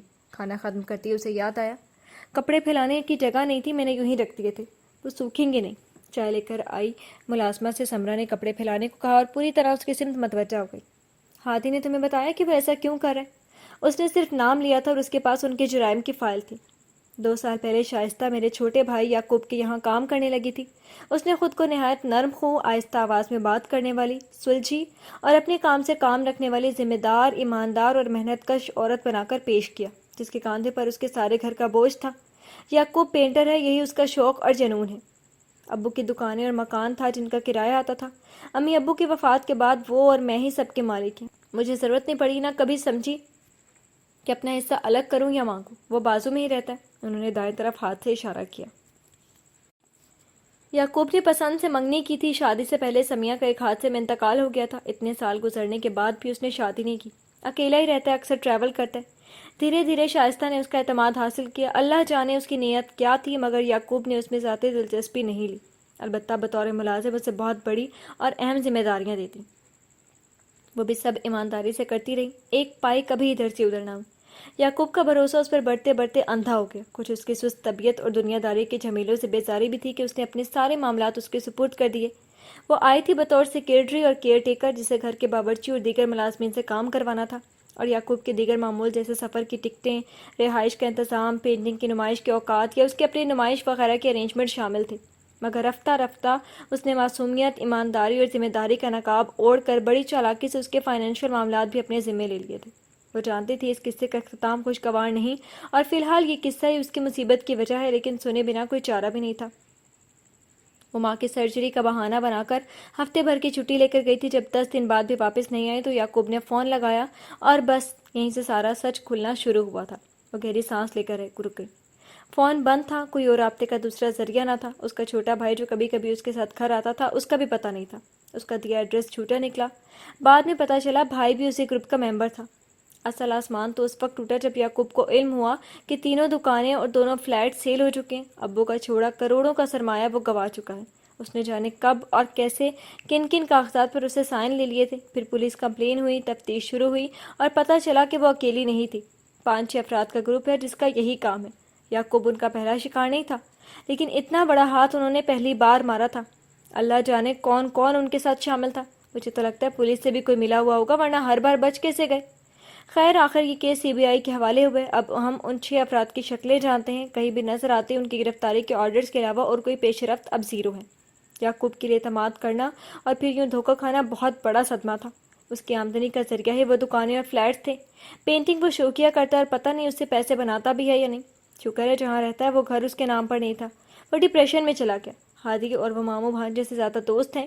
اس نے بھی یعقوب کی حالت کو گہرائی سے محسوس کیا اور اس لیے اب ہم سے سب چھیننا چاہتے ہیں۔ اس نے بات قطع کر کے اپنا جملہ جوڑا۔ اس کا یقین اب پختہ ہو گیا تھا۔ نہیں بیٹا، ایسا ہادی ایسا نہیں ہے، انہوں نے تیزی سے کہا، اور شیبی کے چہرے پر تلخ سا طنزیہ تبسم پھیل گیا۔ اس پر ضد سوار تھی کہ وہ شائستہ کو تلاش کرے نہ کرے، لیکن یعقوب کا پیسہ ضرور واپس لائے گا۔ سب نے سمجھایا، روکا کہ جو ہونا تھا وہ ہو چکا، ملنا ہوگا تو تفتیشی اداروں کے ذریعے مل جائے گا، لیکن وہ دھن کا پکا ہے۔ کسی طرح اس نے معلوم کیا کہ شائستہ، جس نے یہاں اپنا نام فائزہ بتایا تھا، برسوں قبل گھر چھوڑ کر جا چکی تھی۔ اس گروپ کے دوسرے شہروں میں کئی اور بھی شکار ہیں، ہر بار ان کا طریقہ کار مختلف ہوتا ہے۔ یعقوب چونکہ ان میرڈ اور تنہا رہتا تھا، اس لیے یہاں فائزہ نے اسے ٹریپ کیا اور خوب سارا پیسہ لوٹ کر وہ سب الگ الگ جگہوں پر جا چکے تھے۔ میں تمہاری بات سن کر حیران ہوں کہ وہ تم تک کیسے پہنچ گیا۔ گھر سے تو وہ یہ کہہ کر گیا تھا کہ دوستوں کے ساتھ لداخ روڈ ٹرپ پر جا رہا ہے۔ روڈ ٹرپ پر نہیں، وہ انتقام اور بدلہ لینے نکلا تھا، وہ بس اسے پورا کرنے والا ہے۔ کیسے؟ انہوں نے بڑے تحمل سے پوچھا اور اس نے ساری تفصیل گوش گزار کی۔ میں آپ کے پاس اس لیے آئی ہوں کہ آپ اس ظلم کو روک سکتی ہیں۔ وہ بے یقین سے اسے دیکھ رہی تھی۔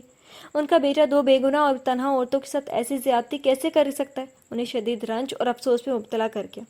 اس کا فون سوئچ آف ہی آتا ہے، وہ خود سے میسج یا کال کرے تبھی بات ہوتی ہے۔ تم مجھ سے میری بات کروا دو تو میں اس سے پوچھوں، مجھے یقین ہے وہ میری بات مان لے گا۔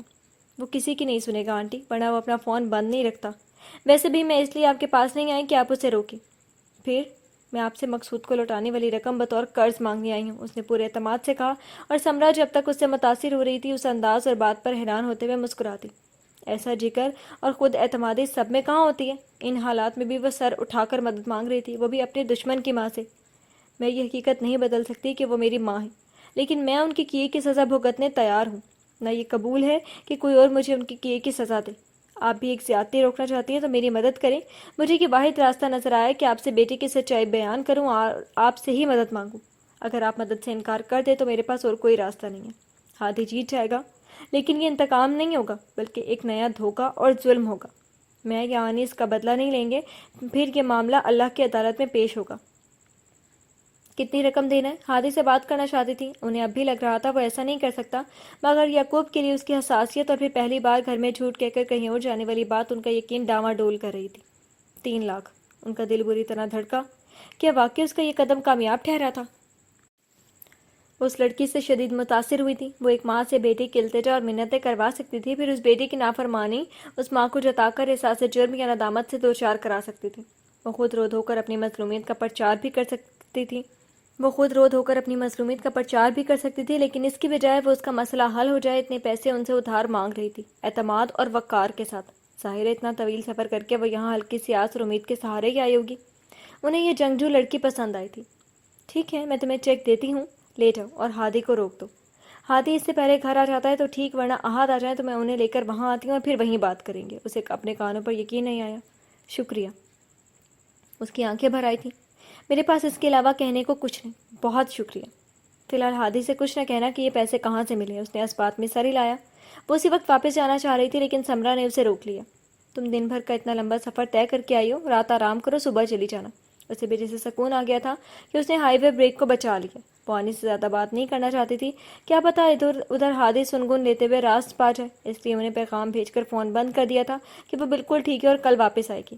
عشاء کی نماز پڑھ کر لیٹی تو ایسی بے خبر ہوئی کہ صبح فجر کے وقت اس کی آنکھ کھلی۔ ناشتے کے بعد سمرا نے اسے ڈرائیور کے ساتھ بس اسٹاپ روانہ کیا تھا، پہلے ہی وہ اس کی ٹکٹ بک کروا چکی تھی۔ پرس میں حفاظت سے رکھا 3 لاکھ کا چیک گویا اس کا پر بن گیا تھا۔ وہ خود کو ہواؤں میں اڑتا محسوس کر رہی تھی۔ اچھا کیا جو میں نے زیادہ سوچا نہیں اور یہاں چلی آئی۔ اتنی نائس سی ہیں آنٹی، اور بیٹے نے ساتھ رہتے ہوئے بھی ان کا کچھ اثر نہیں لیا۔ وہ گھر پہنچی تو شام ہو گئی تھی۔ وہ چاہتی تھی پہلا سامنا ہادی سے ہی ہو تاکہ پہلی فرصت میں اسے یہ خبر سنائے کہ وہ مقصود کا قرض چکانے کا انتظام کر چکی ہے۔ ابھی 9 بجے تھے لیکن دروازے پر کلوزڈ کی تختی لٹکی تھی۔ جلدی بند کر دیا۔ وہ اندر داخل ہوئی تو صاحبان خالی اور ایک دم صاف ستھرا تھا۔ عموماً شام میں بند ہونے کے بعد ایسی صفائی نہیں ہوتی تھی۔ وہ اپنے اور رانی کی کمروں کی طرف بڑھی۔ السلام علیکم، اس نے پورے جوش سے سلام کیا۔ وہ الماری کھولے کھڑی تھی۔ وعلیکم السلام۔ آئندہ ایسا کیا نا تو واپس مت آنا۔ وہ ذرا ناراضگی سے گویا ہوئی۔ ایسا آئندہ کبھی نہیں آئے گا۔ اس نے پیچھے سے ان کے گلے میں باہیں ڈالی۔ منہ ہاتھ دھو لو پھر کھانا کھاتے ہیں، انہوں نے اس کے گال پر ہاتھ رکھ کر کہا۔ سب جلدی چلے گئے آج؟ وہ ان سے الگ ہوئی۔ انہوں نے مصروف انداز میں ہنکارا بھرا۔ اس نے دوپٹہ اتار کر ایک طرف رکھا اور آستینے چڑھانے لگی۔ کیسی ہے دانیہ؟ الماری بند کر کے اس کی طرف مڑتے ہوئے انہوں نے پوچھا۔ میں دانیہ کی طرف نہیں گئی تھی، اس نے اطمینان سے کہا۔ پھر کہاں گئی تھی؟ ان کی حیرانی بچا تھی۔ وہ سب چھوڑیں، کام کی بات سنیں۔ ہم ابھی اور اسی وقت مقصود کے 4 لاکھ اسے لوٹا سکتے ہیں اور کھانے کے بعد کہیں جا کر اس کے منہ پر ماریں۔ کہاں سے ملے اتنے پیسے؟ چوری نہیں کیا آنی، یہ بھی قرض ہی ہے، بنا انٹرسٹ کے، لیکن ہم اب ہائی وے بریک کو بچا لیں گے۔ ہائی وے بریک بک چکا ہے۔ وہ پھر الماری کی سمت پلٹ گئی۔ نہیں، بمشکل اس کی آواز نکلی۔ کیا کہا آپ نے؟ اس نے شانوں سے پکڑ کر ان کا رخ اپنی طرف کیا۔ ہائی وے بریک بک گیا ہے اور مقصود کو اس کا پیسہ لوٹا دیا۔ اب ہم کسی کے مقروض نہیں، بلکہ ہمارے پاس چند لاکھ بچے بھی ہیں۔ Bloody rich! اس نے انہیں چھوڑا اور تیزی سے باہر نکلی، دھاڑ سے ہادی کے کمرے کا دروازہ کھولا اور بے یقینی سے سب کی طرف دیکھا۔ اس کا بیگ کہیں نہیں تھا۔ وہ باہر آئے تو آنی بھی باہر کھڑی تھی۔ وہ چلا گیا۔ کیوں کیوں کیوں آنی؟ کیا انہیں ایسا؟ وہ رو رہی تھی۔ اتنی کیا جلدی تھی، میرا بھی انتظار نہیں کیا؟ شدید پچھتاوا اور افسوس تھا، کاش وہ انہیں ایک فون کر دیتی کہ مقصود کے لیے پیسے لوٹانے کا انتظام ہو گیا ہے۔ اس کی حد درجہ احتیاط ہی اسے لے ڈوبی تھی۔ تم فریش ہو جاؤ، میں کھانا نکال رہی ہوں۔ وہ اسے اس کے دکھ اور آنسوؤں کو مکمل نظر انداز کرتی باورچی خانے میں چلی گئی تھی۔ کمرے میں آ کر اس نے خود کو سنبھالنے کی کوشش کی، لیکن ذرا دیر میں اس نے سارا کمرہ تہس نہس کر دیا۔ اس کے ایسے غضبناک تیور زندگی میں پہلی بار ہوئے تھے۔ اس کی تیش بھری بھیگی آواز آنے تک پہنچ رہی تھی۔ انہوں نے دوپٹے سے آنکھیں صاف کی اور کھانا گرم کرنے لگی۔ جب اس کی آوازیں آنا بند ہو گئیں تو وہ ٹرے میں 2 رکابیاں، پیالہ اور روٹیاں رکھ کر اندر آئیں۔ میز، تپائی، دروازہ، شوکیس اور طاقوں کے سامان، کچھ سالم کچھ ٹوٹا پھوٹا، سارا کمرے میں بکھرا تھا، اور وہ دیوار سے لگی بیٹھی تھی۔ انہوں نے ٹرے پلنگ پر رکھی، پھر فرش پر گری تپائی اٹھا کر پلنگ کے قریب رکھ کر ٹرے اس پر رکھ دی۔ آؤ کھانا کھا لو، وہ اس کے قریب آئی۔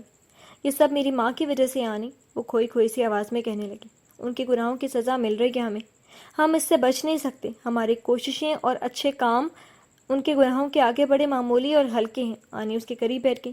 اس سے زیادہ بے وقوفی والی بات میں نے آج تک نہیں سنی۔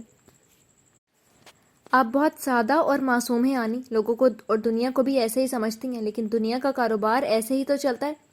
چند لوگ عبرت کا نشان بنائے جاتے ہیں تاکہ دوسرے باز رہیں، ہم وہی عبرت کا نشان ہیں۔ آنی کے چہرے پر مسکراہٹ بکھر گئی۔ انہوں نے اس کے بکھرے بال چہرے سے ہٹائے۔ میری جان، دنیا کا کاروبار جو چلاتا ہے وہ سب سے بڑا منصف ہے۔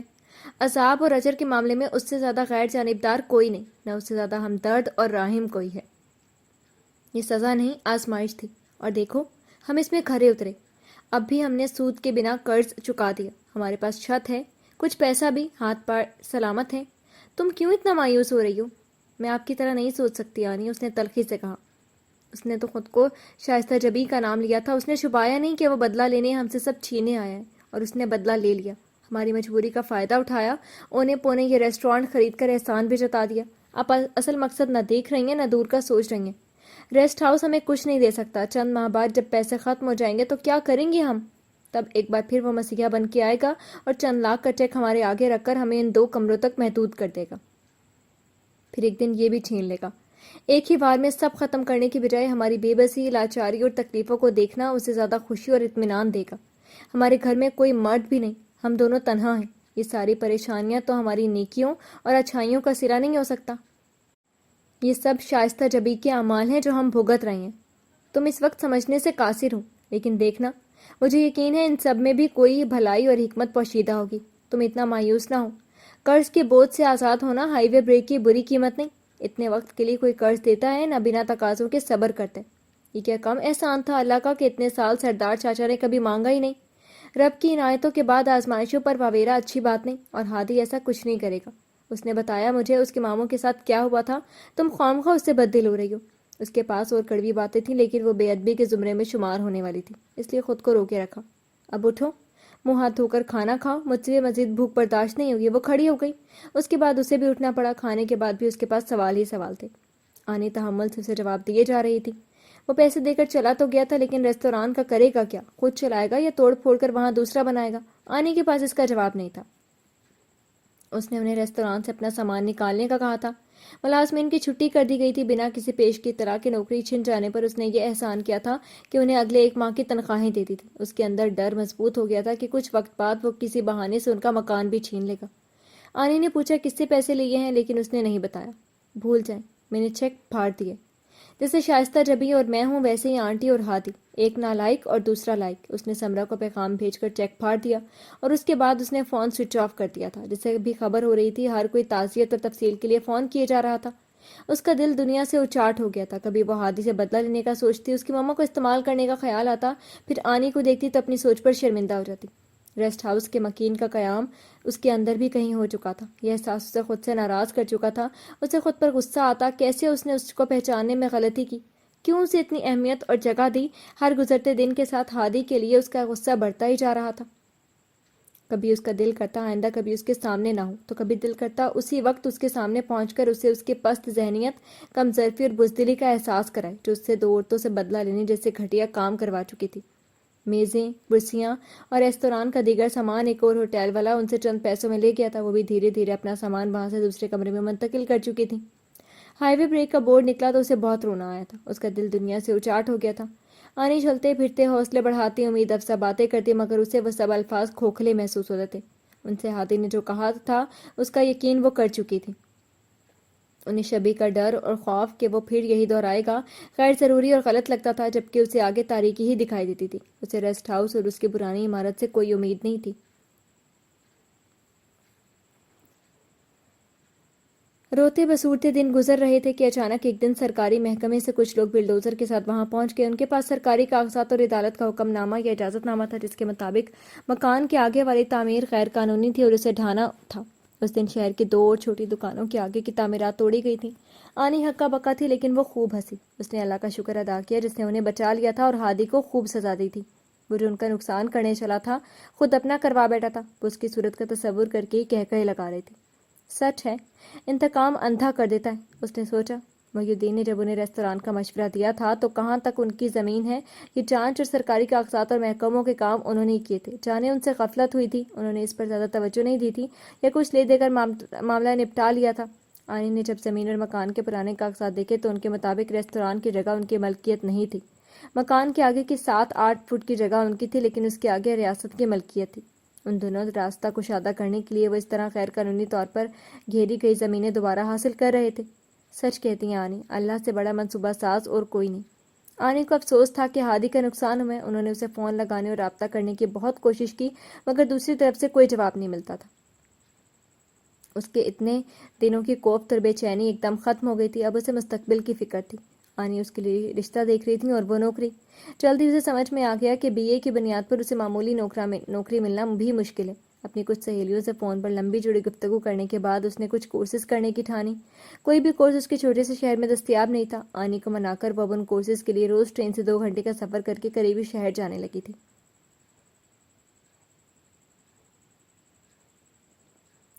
زندگی معمول پر آ گئی تھی۔ وہ دفتر بھی جانے لگا تھا۔ گھر آ کر اس نے سمرا اور یعقوب دونوں کو سچ بتا دیا تھا۔ ماموں اس کی حساسیت اور اس قدر آگے بڑھ جانے پر خود سے شرمندہ تھے۔ انہوں نے خود کو اتنا مایوس اور اداس نہ کیا ہوتا تو ہادی بھی اتنا آگے نہ بڑھتا۔ ڈیڈ سے بھی کہنا پڑا کہ 11 لاکھ ان کے لیے معمولی رقم صحیح لیکن چھپ نہیں سکتی تھی۔ جب بھی آنی کے فون سے اس کے نمبر پر کال آتی وہ عجیب سے احساس میں گھر جاتا تھا۔ دھیرے دھیرے وہ بھی آنا بند ہو گئی۔ جس دن شبی کے نمبر سے کال آئی اٹھا لوں گا، وہ سوچتا، پھر خود سے اس خام خیالی پر ہنس دیتا۔ مصروفیت بلا کی تھی اور دل اداس۔ ایسے ایک دن ماموں نے اسے گھیر لیا۔ سچ بتاؤ، ایک اللیگل تعمیر خریدنے کے علاوہ اور کیا کارنامہ انجام دے کر آئے ہو؟ نہ پوچھے ماموں، اس نے سر دھا بھری۔ لگتا ہے آپ کی طرح مجھے بھی ساری عمر کوارا رہ کر گزارنی پڑے گی۔ اللہ نہ کرے، اس نے مذاقن کہا تھا مگر وہ ایک دم سنجیدہ ہو گئے تھے۔ تمہارا ماموں زندہ ہے ابھی، سچ سچ بتاؤ مجھے، اور اسے ان کے آگے دل کھولنا پڑا۔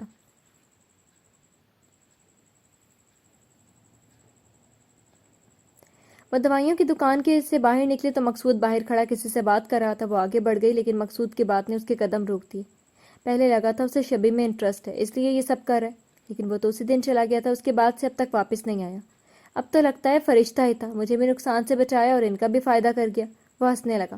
اس نے خود کو بہت روکا لیکن کچھ پال بعد وہ مقصود کے سامنے کھڑی تھی۔ اس سے اس کا بیان کا پس منظر جاننے کے بعد گھر پہنچ کر ہاتھ میں پکڑا سامان دروازے میں ہی چھوڑ کر وہ الماری کی طرف بھاگے جہاں ریستوران کے رجسٹر اور باقی کاغذات رکھے تھے۔ کچھ دیر بعد آنی اندر آئیں تو وہ ساری الماری خالی کر کے جانے کیا تلاش کر رہی تھی۔ شبی، وہ حیران ہوئی۔ کیا ڈھونڈ رہی ہو؟ سب پھیلا دیا، مجھ سے پوچھ لیتی کیا چاہیے۔ وہ جواب دیے بنا بے صبری اور تیزی سے سب الٹ پلٹ کر دیکھ رہی تھی۔ شبی، انہوں نے بلند آواز میں پکارا۔ اس نے سر اٹھا کر انہیں دیکھا۔ ہمیں کئی دن پہلے ڈیمولیشن کا نوٹس آیا تھا۔ نہیں، وہ الجھ کر اسے دیکھنے لگی۔ آیا تھا، وہی ڈھونڈ رہی ہوں۔ وہ پھر بے قراری سے سامنے پھیلی فائلوں اور کاغذات کو الٹ پلٹ کر غور سے پڑھنے لگی۔ اس کا انداز اور بات کسی بڑی بات اور خبر کا اشارہ دے رہا تھا۔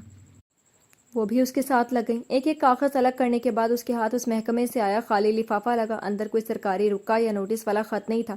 وہ سر تھام کر بیٹھ گئی۔ وہ ایک بار پھر اپنی جلد بازی کی وجہ سے بری طرح نادم تھی۔ ملال تھا، دکھ تھا، اور کیا ہوا بیٹا؟ پوری بات بتاؤ مجھے۔ آنی، یہ نوٹس جانے کیسے ہادی کے ہاتھ لگا تھا۔ اس نے یہ بتا کر ہی مقصود کو ہائی وے بریک خریدنے سے روکا تھا کہ اتنا سستا خریدنے کے بعد بھی اس کا نقصان ہوگا۔ پھر تو مقصود کو زیادہ شور مچانا چاہیے تھا، یا تو وہ زندگی تنگ کر دیتا ہم پر، یہ جانے کے بعد کہ اسے دینے کو ہمارے پاس کچھ نہیں۔ تو اور زیادہ حیران کن بات تھی، ہادی نے اس سے وعدہ کیا تھا کہ اگر وہ چپ رہا تو اس کے 4 لاکھ ریسٹورانٹ ٹوٹنے سے پہلے اسے دلوا دے گا۔ مقصود جس مقصد کے لیے ہائی وے بریک خرید رہا تھا، جب وہی نہیں بچا تو اس کی دلچسپی بھی ختم ہو گئی تھی۔ بلکہ ایک طرح سے وہ ہادی کا شکر گزار تھا کہ اس نے اسے بچا لیا، اور ہادی نے جانتے بوجھتے جلد بازی کر کے یہ خریدا تاکہ ہاتھ میں دھرے نوٹس والے لفافے کو دیکھتے ہوئے اس نے جملہ نامکمل چھوڑ دیا۔ اللہ اکبر! آنی بے یقین سے دیوار سے ٹک گئی۔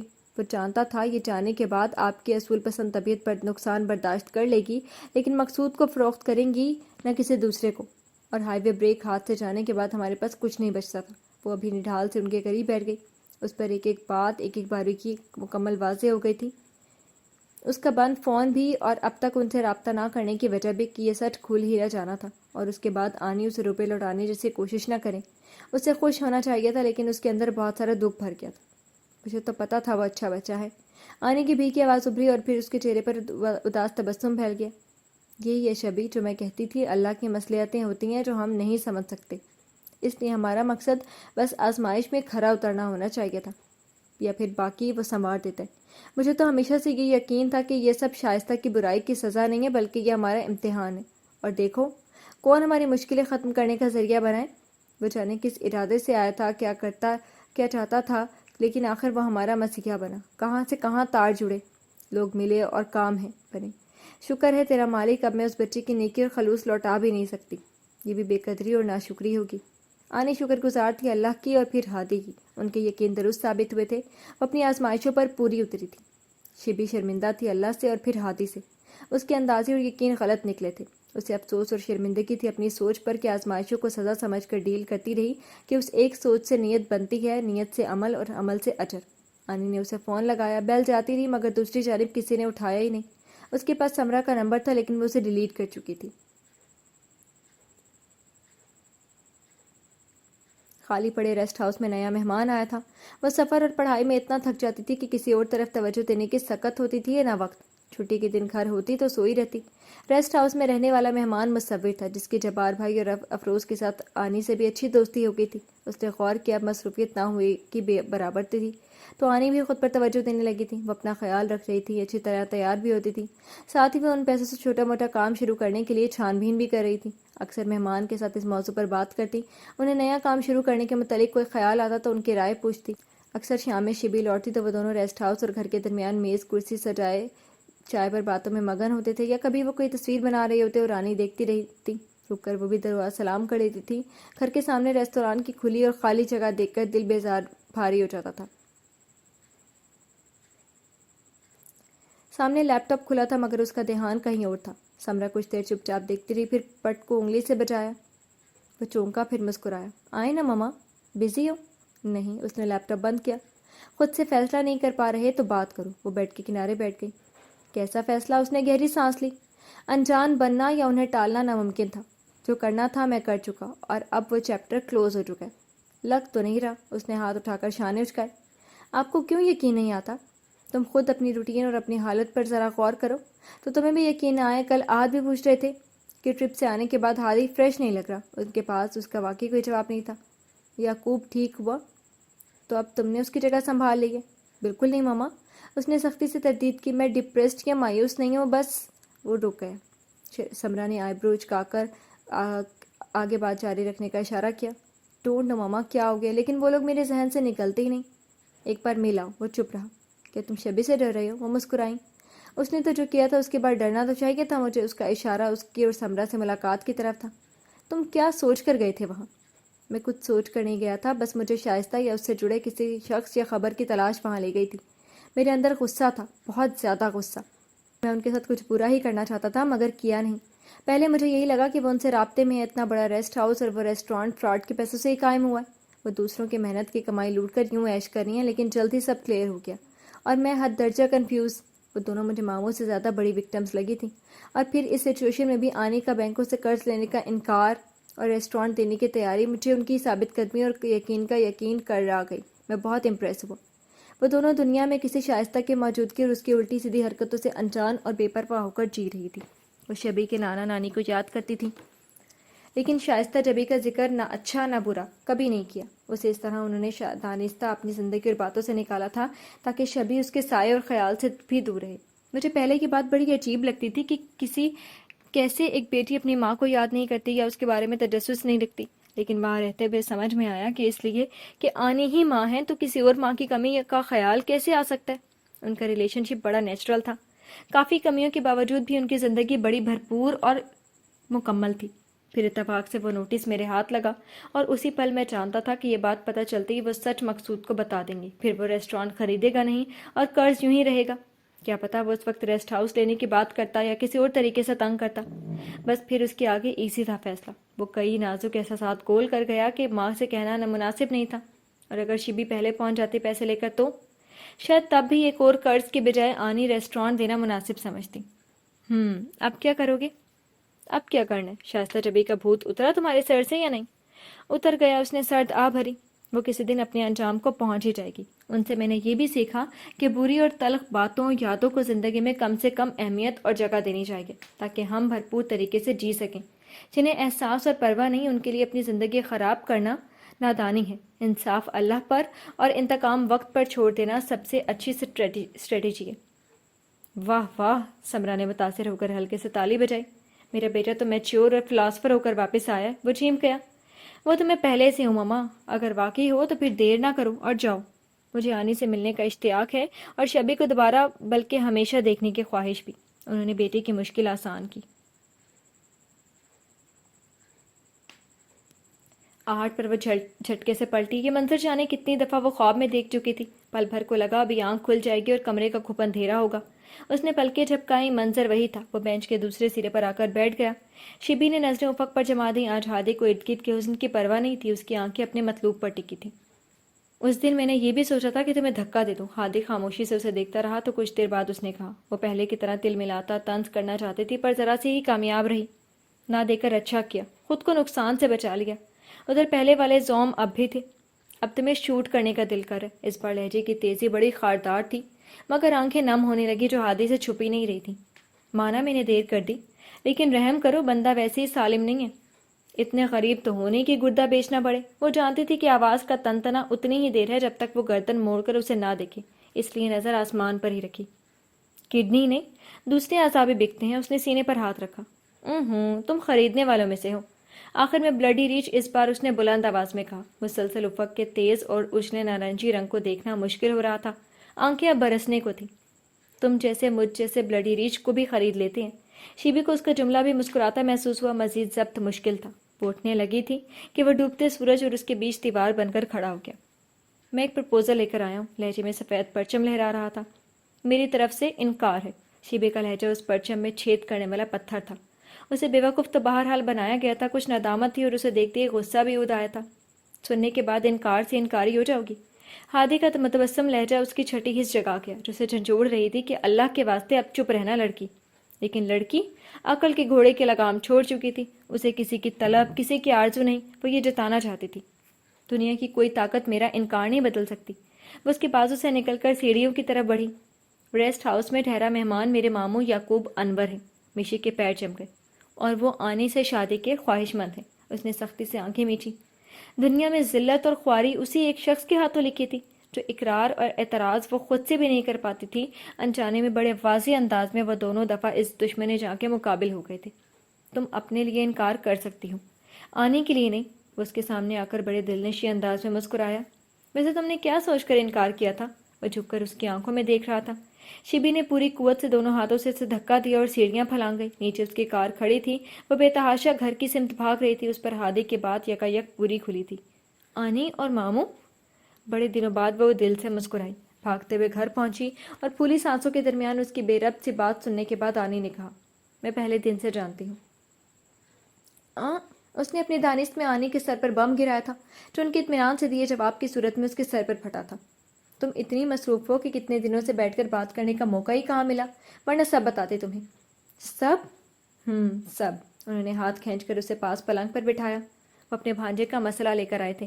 وہ تم سے ہادی کے متعلق بات کرنا چاہتے تھے، مگر تمہارا کورس ختم ہونے تک میں نے انہیں رکنے کا کہا تھا۔ اس کے متعلق بات؟ اس نے اعتماد سے کہہ کر ایسی ممکنہ گنجائش رد کرنا چاہی، لیکن آنکھیں جھکیں اور جملہ مکمل کرنا مشکل ہو گیا۔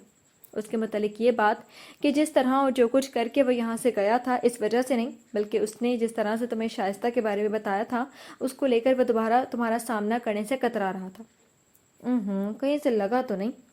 ذرا دیر پہلے کا منظر یاد کر کے اس نے دل میں کہا، اچھا بچہ تو وہ مجھے ہمیشہ لگا، اب اگر یعقوب صاحب کے پروپوزل پر تم مان جاؤ تو میرے لیے اس سے بڑی خوشی اور کیا ہوگی۔ ہادی نے بھی ایک پروپوزل دیا اور پھر آنی اس شرط پر تیار ہوئی کہ وہ نکاح اسی وقت کرے گی جب اس کی شادی ہو جائے۔ ماموں بھانجے دونوں ہی ایک ایک عدد پروپوزل کے ساتھ موجود تھے۔ ایک آنی نے قبول کر لیا اور ایک شیبی نے۔ جبار بھائی اور افروز کی خوشیوں کا ٹھکانہ نہیں تھا۔